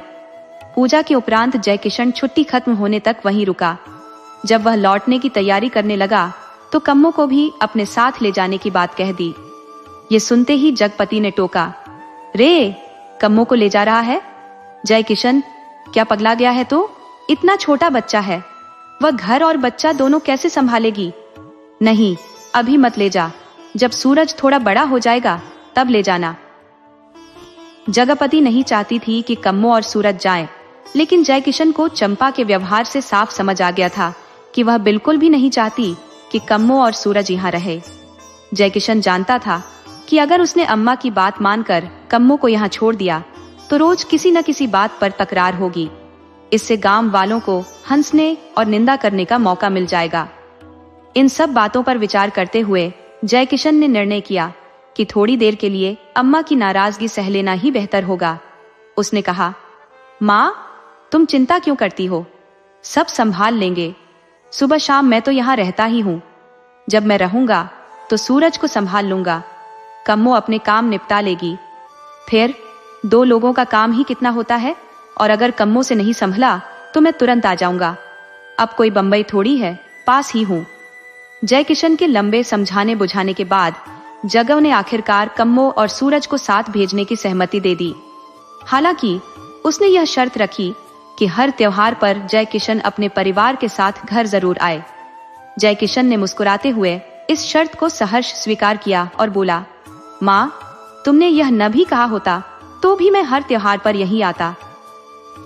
माता पिता का आशीर्वाद लेकर वह अपने परिवार को साथ लेकर अपनी ड्यूटी पर लौट गया। कम्मो और सूरज के जाने के बाद चंपा के मन में जलन और बढ़ गई। वह विष्णु से झगड़ते हुए बोली, देखा भैया जी, दीदी सूरज को लेकर चली गई। उन्होंने अम्मा की एक न सुनी। और तुम तो अम्मा के परम भक्त हो। अम्मा ने मना कर दिया तो तुरंत श्रवण कुमार बन गए। क्या तुम्हारी हिम्मत नहीं थी कि उन्हें रोक लेते? विष्णु पहले तो उसकी बातें सुनता रहा, मगर जब बर्दाश्त से बाहर हो गया तो झल्ला कर बोला, चंपा, तुम भाभी की बराबरी मत करो। तुम्हारे बस की तो घर संभालना भी नहीं है। बच्चे संभालना तो दूर की बात है।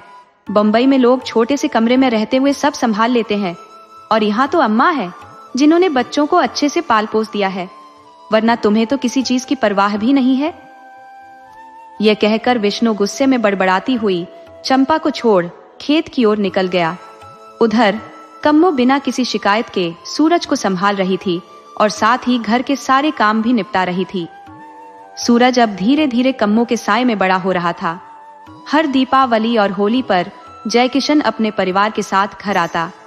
रक्षाबंधन के दिन वह इस बात का खास ख्याल रखता कि सूरज की कलाई सूनी न रह जाए, इसीलिए वह रिद्ध सिद्ध से राखी बंधवाने भी जाता।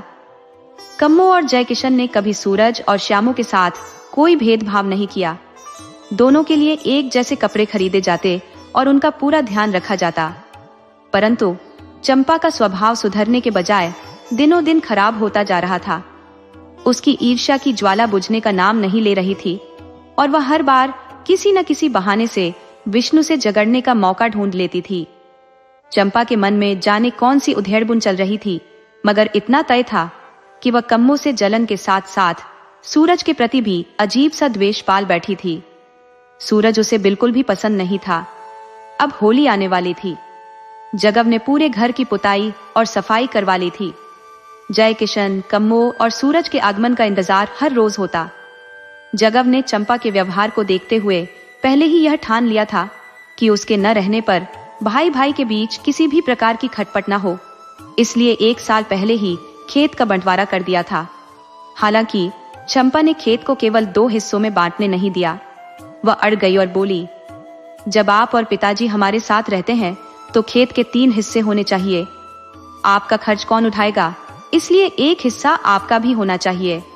जगव ने आखिरकार खेत को 3 हिस्सों में बांट दिया। अब वह चंपा के साथ रहने लगी तो उपज का हिस्सा भी उसी के पास रहता। जयकिशन के हिस्से का अनाज भी वह विष्णु को दे जाता था, यह कहते हुए, इतना अनाज मैं कहां ले जाऊंगा, मेरा खर्च तो कम है, तेरा परिवार बड़ा है, तेरे बच्चों के लिए यही सही रहेगा। इस बार होली के 1 दिन पहले ही जयकिशन घर आ गया। आते ही वह सूरज और विष्णु के बच्चों श्यामो और रिद्धि सिद्धि के लिए पिचकारी और रंग अबीर खरीदने बाजार चला गया। बाजार से लौटकर वह सभी के लिए कुछ न कुछ लेकर आया। अम्मा के लिए उनका पसंदीदा अनरसा था तो पिताजी के लिए रामनामी गमछा।